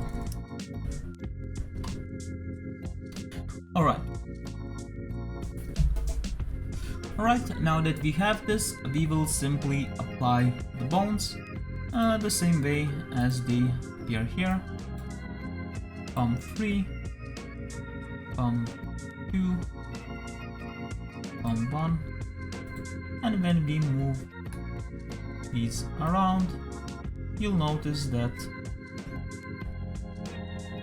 the hands move alongside the gloves and the thumb moves as well. Now there is a bit of clipping, and that's because we added a bit of smoothing, so it's not 100% exact, but you're not gonna get bends these extremes, and with softer bends it actually appears a lot nicer and a lot better.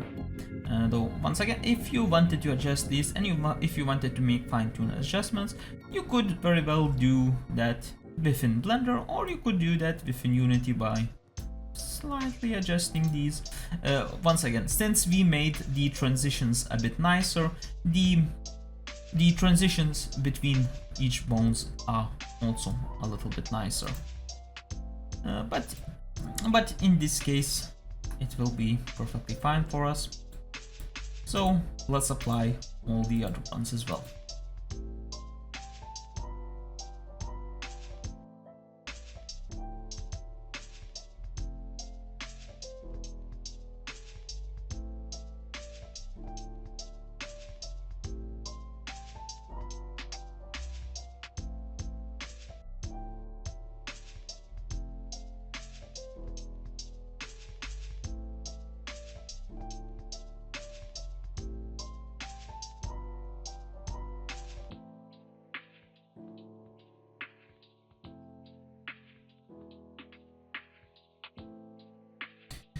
Alright, and now we're done. So now that when we move the lower arm, you see that the gloves move. When we move the lower hand, they move.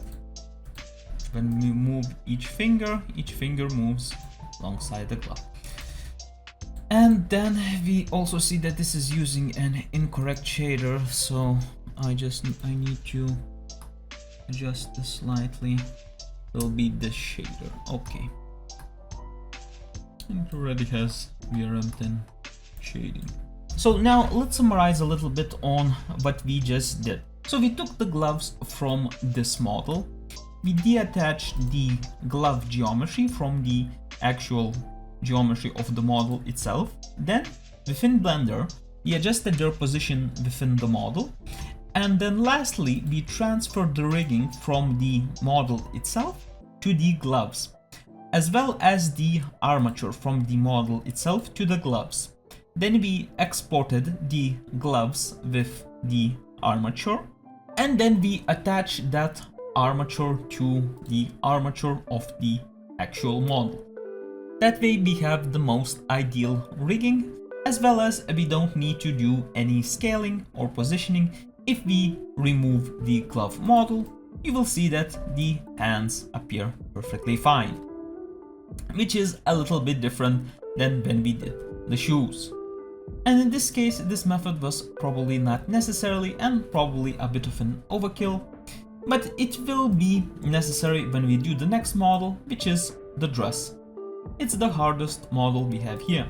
So before we do that, let's just do another sanity check and let's just export the model to just verify that everything works properly.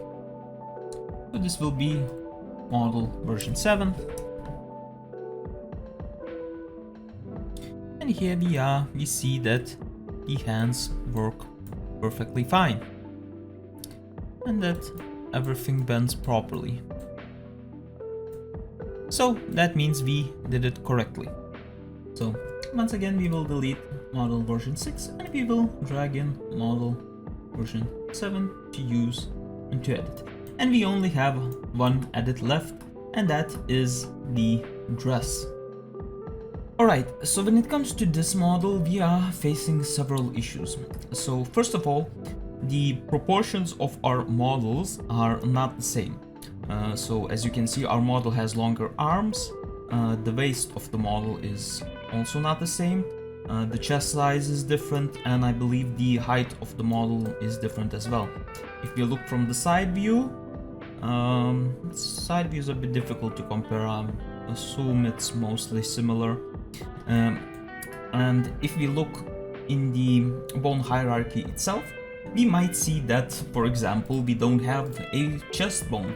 In this case, we see that we have upper chest and chest bones in both models, but depending on where you source your models from, the bone structure within the models might be different.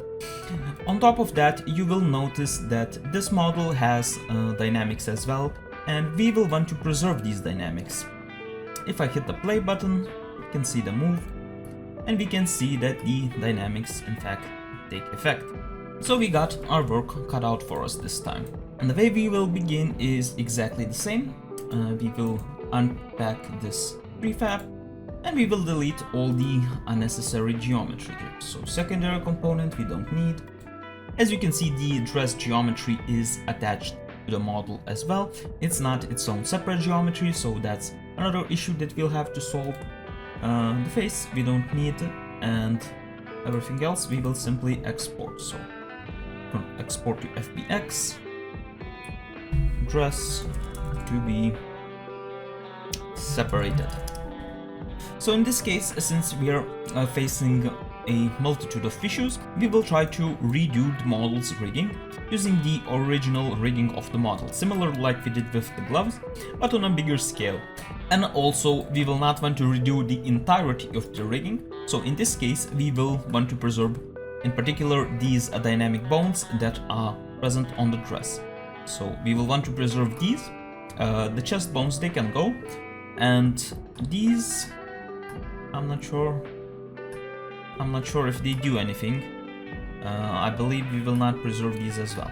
So yeah, we have our work cut out for us, and now that we have exported this model, we will need to import it into Blender to actually solve these problems. So here we will delete all these elements, and then we will import better FBX import,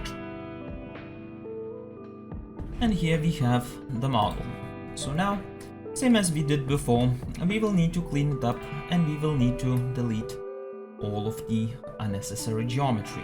In this case, we can delete stuff we know we will not need. So here the ears, the glasses, the arms, the legs, sure, we will not need those. We hit Ctrl plus to select everything, and then we hit the delete key to delete them. Now I can hide geometry as well, and I believe, yes, I will also want to delete the tail over here.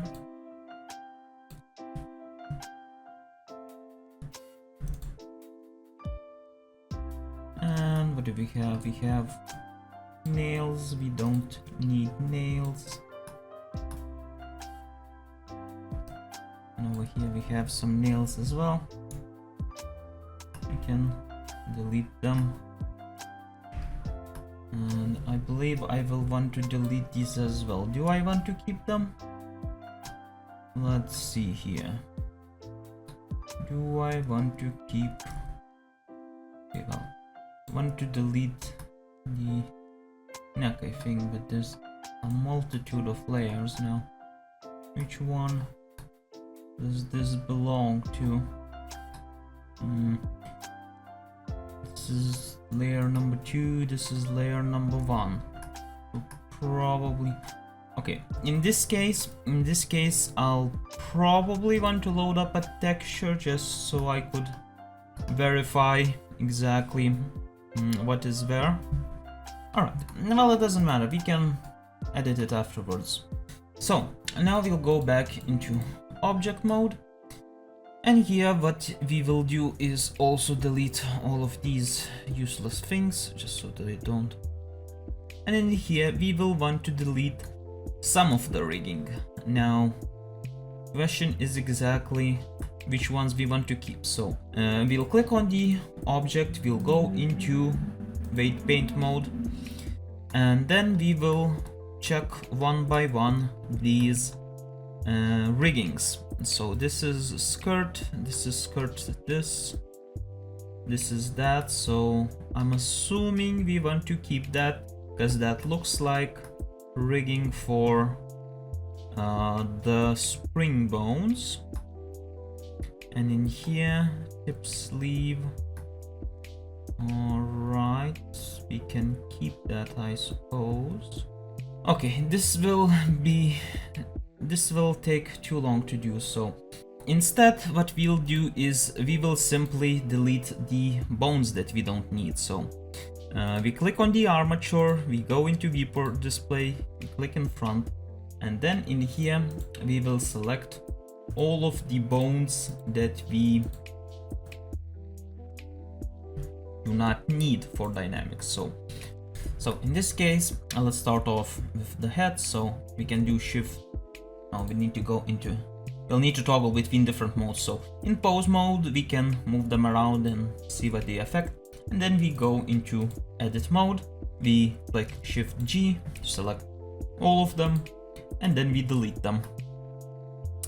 And same for the other one. So hands, we will not need to preserve any hand bones. These ones, we will not need to preserve any of these ones. In here, we will not need to preserve any of these ones, and these ones also. And these ones will be the ones that we need to preserve, so we can delete this one. The feet bones are not responsible for dynamics, so we can delete these as well. They seem to have these ones attached. Now we go into pose mode to see if they actually affect something.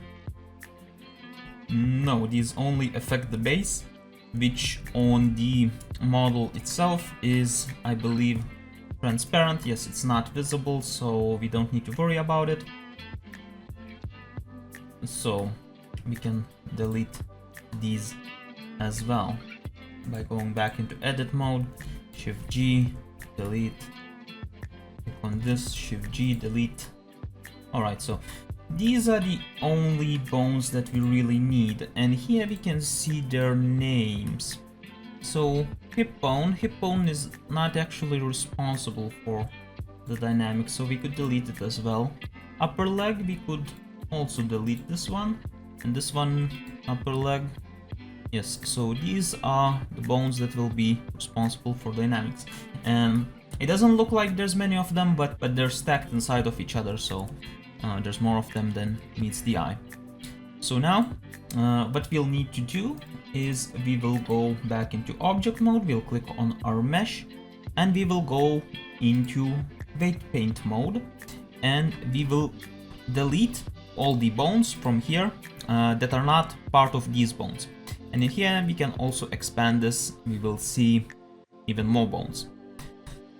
So we need to, so probably starting from the top would be the best option. So hips, nope, nope, nope. So we need skirt back and skirt front and skirt side. Everything else can be deleted, no problem. Yes, so this is skirt back, skirt side, skirt front. Okay. Sleeves, we don't need sleeves, so we can delete these. Skirt back, skirt side, skirt front. Once again, sleeves we do not need. Skirt back, side, front. Sleeves, delete. This is coat skirt back, and I don't believe we have coat skirt back, so we do not need this as well.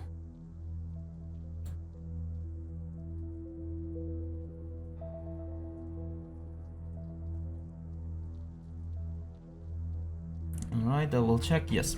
So the only ones that we have are the bones that are present in here. So we effectively deleted the rigging that we did not need. And now if we go back into pose mode and move them around, you'll see that only the bits that were left are moving. They're not moving correctly, but this will not be a problem once we apply the rigging from the model, which we will do now. So now the next step is to transfer the rigging from the model that we have onto this dress, so that it bends correctly and according to the ways that we want. So we go back into Unity, and in here where we have our model 7, our last version of model, we will click show it in Explorer, and we will copy and paste this, and we will change the extension to .glb just so that we could actually import it into Blender. And we go back into Blender and we will hit import glb. Now edited models, we will import version 7. And now that we have it imported, we can actually work on it. And now that we have this importer, I've actually noticed that there is a value here where we can select the scale of the bone. So I will do something like 0.1. That should make, okay, never mind, I need to make them even smaller. 0.01. Alright, that's a lot more manageable. Now the bones don't look oversized and very inconvenient. Alright, now that we have our model, we will want to change the size of the dress to be a lot smaller. So click on this and we press S to reduce the scale, and we want it to overlap on our model properly. Easier than I thought it'd be. The advantages of using the same base. In here, what we could also do is we could click on the geometry itself. We could go into edit mode, click this button here to select to increase the size of selection, then click this transfer tool, and we could drag this around. With the scroll wheel you can select which areas and how much you want to affect, and you could make fine-tune adjustments to get the model to be exactly how you want it to be. But in this case it's actually really good as is. And once again, the advantages of using the same base. Okay, this needs to be slightly outwards, and then this needs to be slightly outwards. Now the model is using transparency, so when we export it, it might not look exactly the same. And we could load up the materials in Blender as well, but to be honest, it's quite tedious to do that. So we'll just adjust all the proportions manually. So reduce the size of the chest a little bit, and we edit the geometry to fit our model exactly how we want it to. Alternatively, you do have this button here which says connected only, and that will only affect the meshes that it has an immediate connection to. For example, here, if we move this around, you will see that it only affects meshes with immediate connection. Whereas if we don't have this button enabled, it will affect everything. I'm quite happy with this. In case, in case it's not how I want it, we can make these edits upon export. So next we need to transfer the rigging data.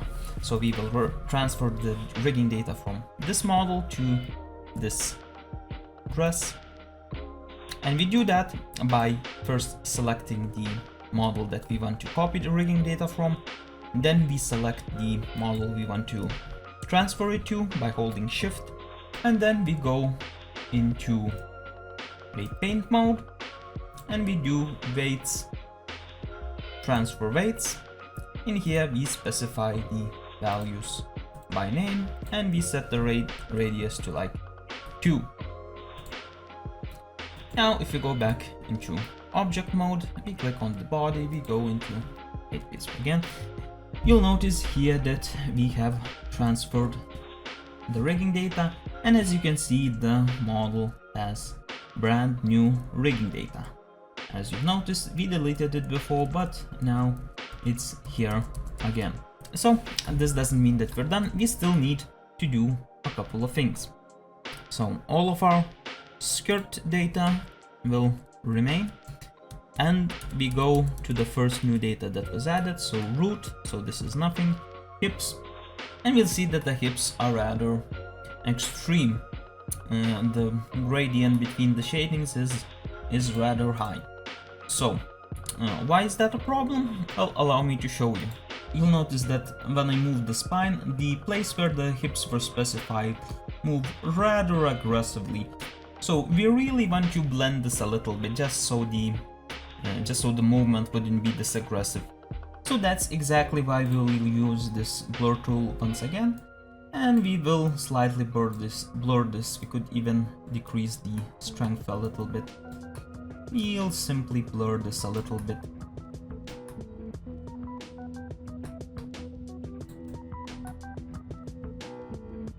Now you'll notice that when the spine bone is bent, it's not as aggressive, and there is a little bit more of a transition line between the bone when the bone is bent. And we will do the same exact thing for each new bone that we added. So we just done hips, now we can do the upper leg, and you can see that the upper leg was assigned, and you can see that the upper leg has assigned these areas. So we'll blend them a little bit. Same for the lower leg. You can see that unlike with the gloves, since we don't have any intersecting meshes, it actually applied rigging pretty well. So this is the only limitation of this tool, that when you have intersecting meshes, it just does not know what to do with them. Rather careful around the breast area because it's a very sharp bend. And I believe I see a clipping issue here, so I'll need to correct this, and I see another one over here. I'm not sure if it matters, but it's something to note and something to correct. Another one here. Alright, and that's all of the rigging blended.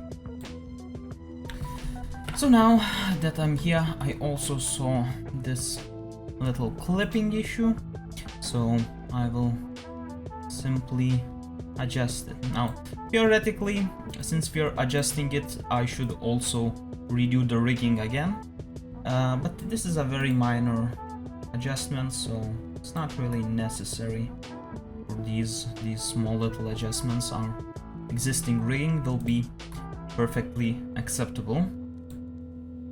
Now that we have this, we will want to go into our original model, and we will want to delete basically everything that we don't want. So it will be all of these, because we don't need all of these. We only need the armature from the original model, and we already adjusted the position appropriately. So we don't need any of those. And from the armature itself, we will click on the armature, we will go into edit mode. Oh dear God, what the hell did Blender do here? From here, we will delete everything that we don't need. So, and the way we know what we don't need is we cross-reference stuff. So, for example, once again, we don't need any of these. I hate it. It doesn't delete everything. So, game object free. I don't need all this stuff. So, from this list where we had our rigging, we had these bones, and these bones were present within our model, and we have them over here. Now the new ones that we added are all of these, and we need to find these bones, and we need to keep these bones as well. And these bones, we will get these bones from our original model. So this is how we know which bones to preserve. If we go from the top of the list, we will see the root bone, the hips bone, down here below is the didn't skirt bone, then we have the spine bone, can't lock any of these, spine bone, chest bone, upper chest bone, bust bones, leg bones. I assume we have all of the leg bones here. Skirt C, left foot, left ankle shoe. Alright, so we don't need the ones that we added. So we added the shoe bones, very convenient that we have them now. So we'll go into edit mode. It's very convenient that we named these so we know which ones to delete. So we don't need the shoe bones because that was not part of the original armature. So can delete all of these. Next up, left knee shoe, upper leg, right knee shoe, left toe shoe, and this one, these ones. Alright, yes, we did not need any of those. Tailbone. Do we need a tailbone? Let's just double check. No, we don't need a tailbone, but we do need a hair tailbone. Okay. Okay, we don't need any of those. Skirt bone, I believe we do need that. Chest, upper chest, scarf chest, we do not need this one. Neck, shoulder, arm, scarf bones, we do not need scarf bones.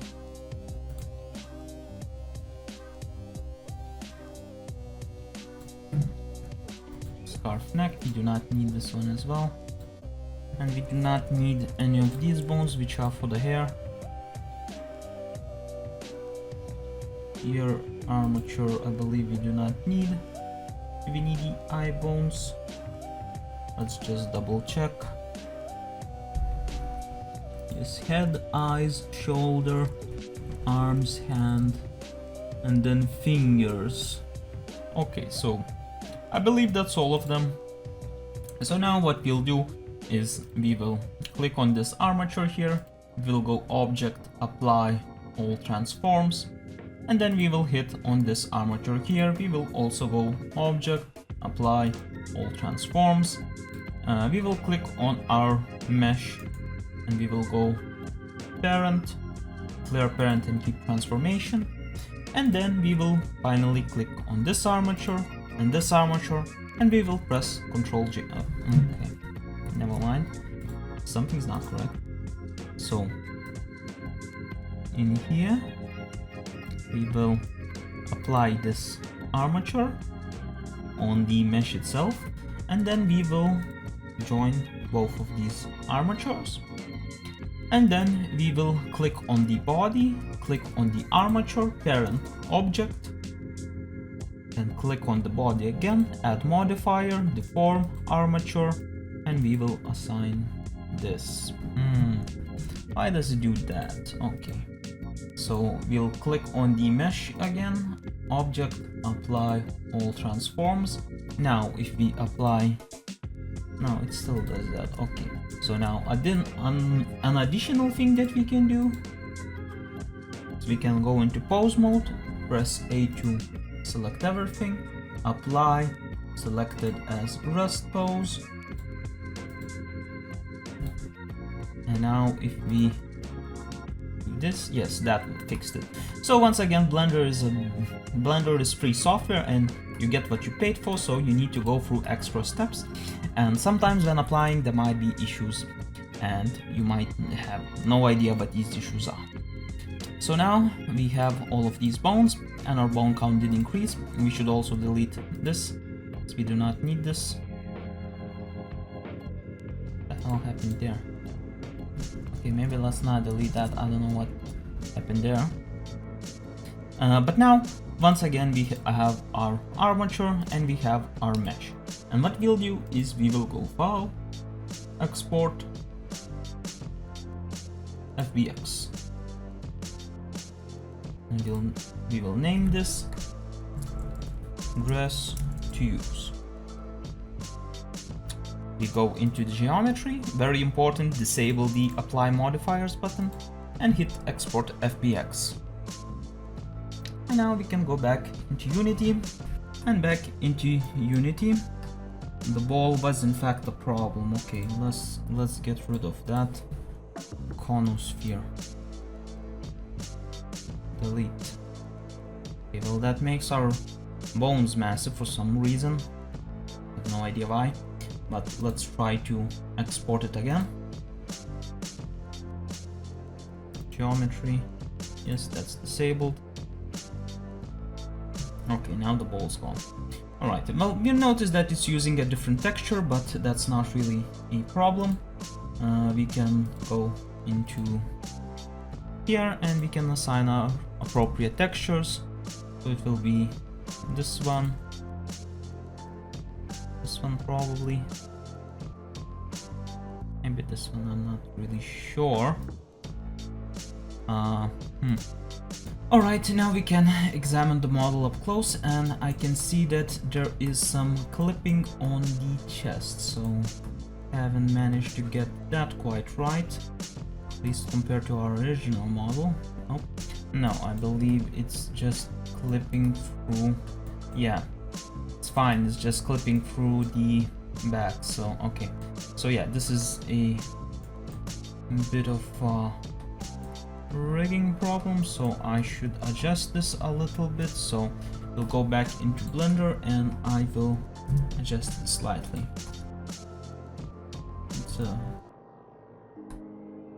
It'd be a bit easier to see if I would have applied materials in Blender itself. That way I could see immediately, but it's okay, it's a little bit of trial and error. It's not gonna be that bad. Okay, so now that I've adjusted these, export. Now we need to exit edit mode, export FBX. Okay, and this should update itself dynamically. Yep, there we go. Alright, almost.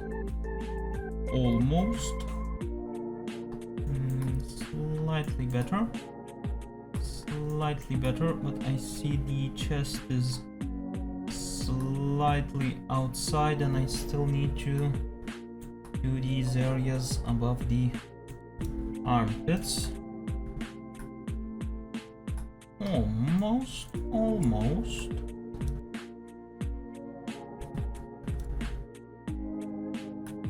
There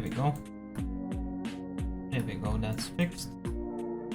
Now, the breast looks slightly chubby, so I think I need to adjust this. Alright, that's about good enough. Another little issue here. Notice that the skirt needs to go a bit to the side. Yep, okay, that's fixed. Another slight issue here. Alright, so now that we have the dress, we are ready to apply it to our base model, and we'll do it the same exact way as we did with every other object. We will unpack this prefab, and then we will, well, first we should rename this mesh to dress. Can drag it in here, and then we will apply all of these bones to their selected bones, and we will also rename these. So this will be root dress, and we'll rename everything else accordingly. So this needs to go on the root, hips,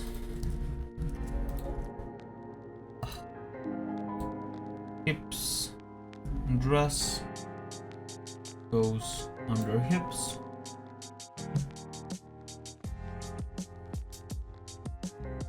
dynamic skirt dress goes under here, skirt A dress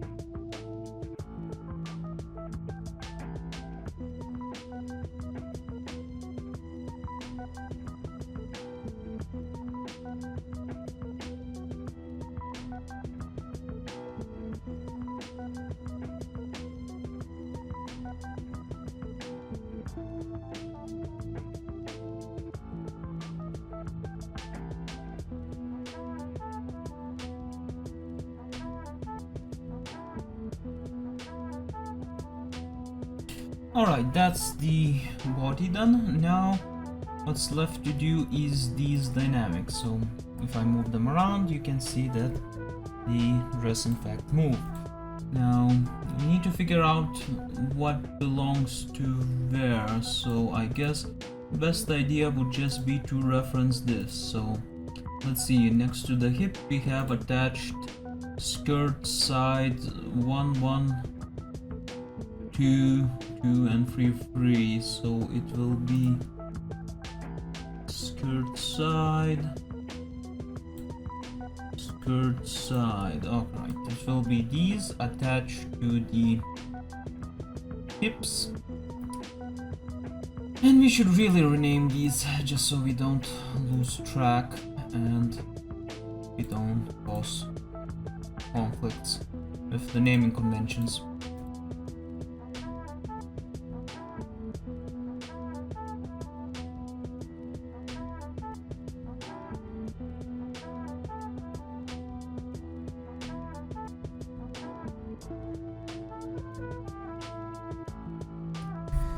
Alright, next up, let's see, it will be attached to the upper leg, skirt front and back left, and the right one will be attached to the right upper leg. Okay, no problem. So this will be the left one, and this will be the right one. And we should rename these as well.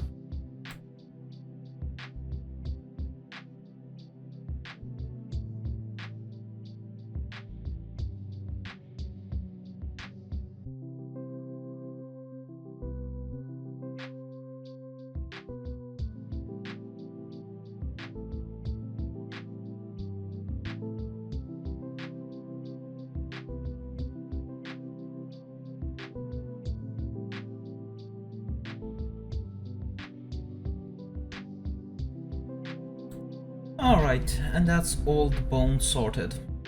Now you'll notice if I move the leg, that's the lower leg, if I move the upper leg, you'll see that the skirt moves just how we wanted it to. Alternatively, I could also move something like the spine, the chest moves as well, the shoulder, the arm. As you can see, everything is attached and everything is moving accordingly. So now that we have attached these bones, we need to transfer the dynamics.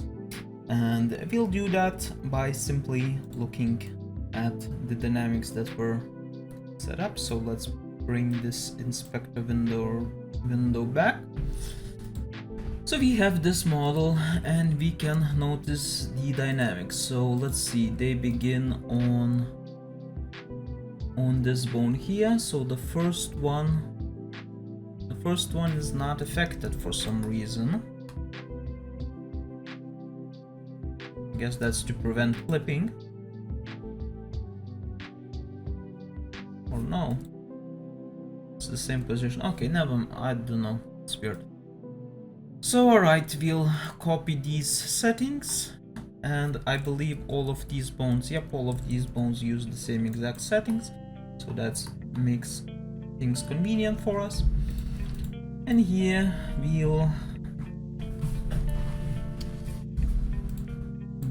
assign these settings on the first child as it was in the other object component as new. Will be seemingly this one.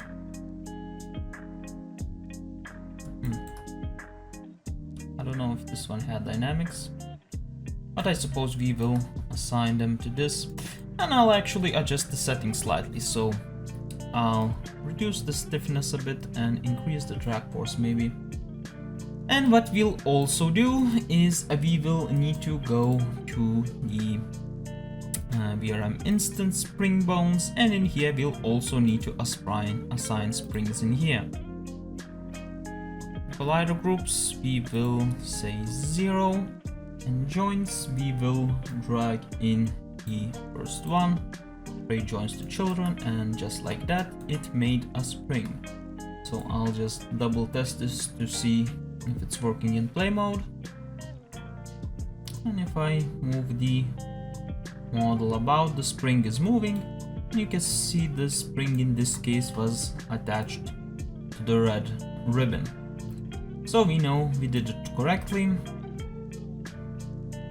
Not sure what the green thing here is, but okay. Appears to be a bone of some kind. Oh, is it this thing? Hold on. Is it this thing? Which bone is this? Middle gloves. Alright, these were the glove bones. Okay, well, they shouldn't have dynamic. Okay, I don't know. It doesn't matter. So, and we'll do this, we'll unhit play, and we will do the same exact thing for all the other bones.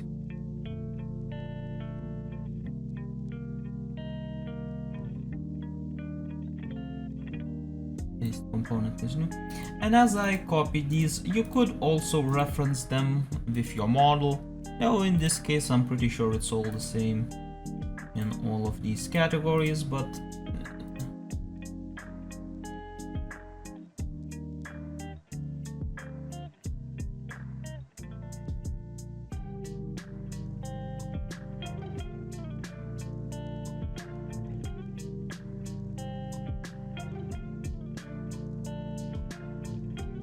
now that we have these assigned, let's just double test this in play mode.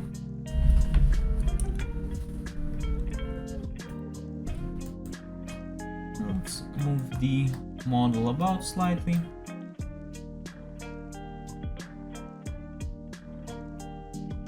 Yep, that works. Now I did notice that this model has colliders as well, but I will not bother to transfer these colliders because I don't think it's necessary and it's extra work as well. So we'll keep it like that, and we'll make the rest of this curve bone dynamics as well. So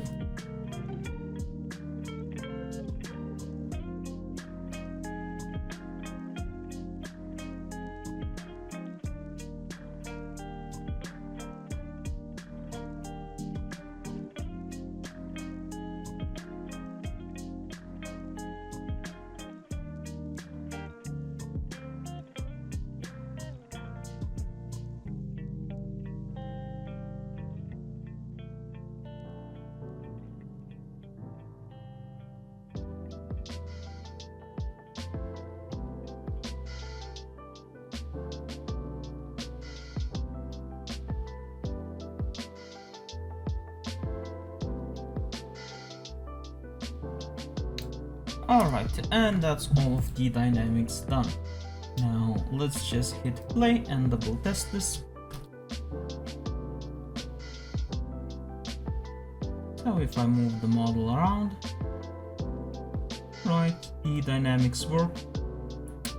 Yep, they work perfectly fine. Guess I should make a tail collide or what. I'm too lazy for that. Yeah, fine. The big green orbs, there are some of the end bones that were present in the model. It's probably no, maybe not this. I don't know. They're around here somewhere. I'm not gonna look for them because it doesn't really matter. Doesn't really matter. They don't have any geometry. So now that we have this model, we will export it. We will export it as model version 8, and we will test this in VRoid Hub once again. And here is the model. As you can see, it moves around. Let's go into photo mode. Let's play an animation, because this is the final model now. As you can see, the dynamics work. The rigging also works perfectly fine. And we can see that the model was rigged properly. So now that we've made it this far, there's only a few things left. So we will delete this model version 7. We also won't need this anymore. We'll also won't need this, and we will upload the model version 8. And there is one thing that's still left for us to do, and that is to adjust the shading and the colors to make everything look standardized, and it's just to give that little extra push. So I will not be giving a tutorial on this section, but instead please enjoy this time lapse instead.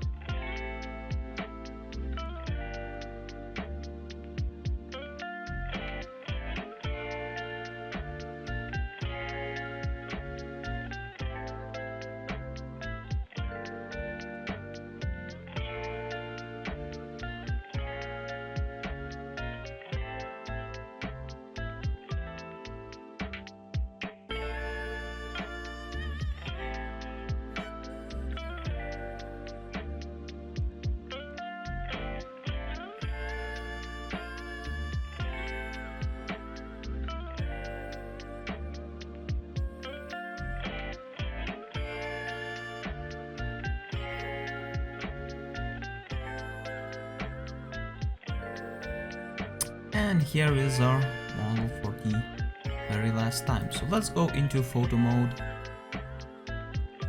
Here we can select a pose to test the model.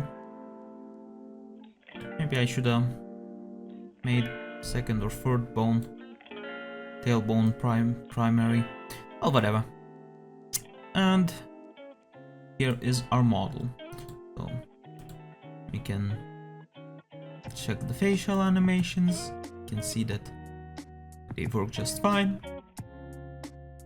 And yeah, and that's about it.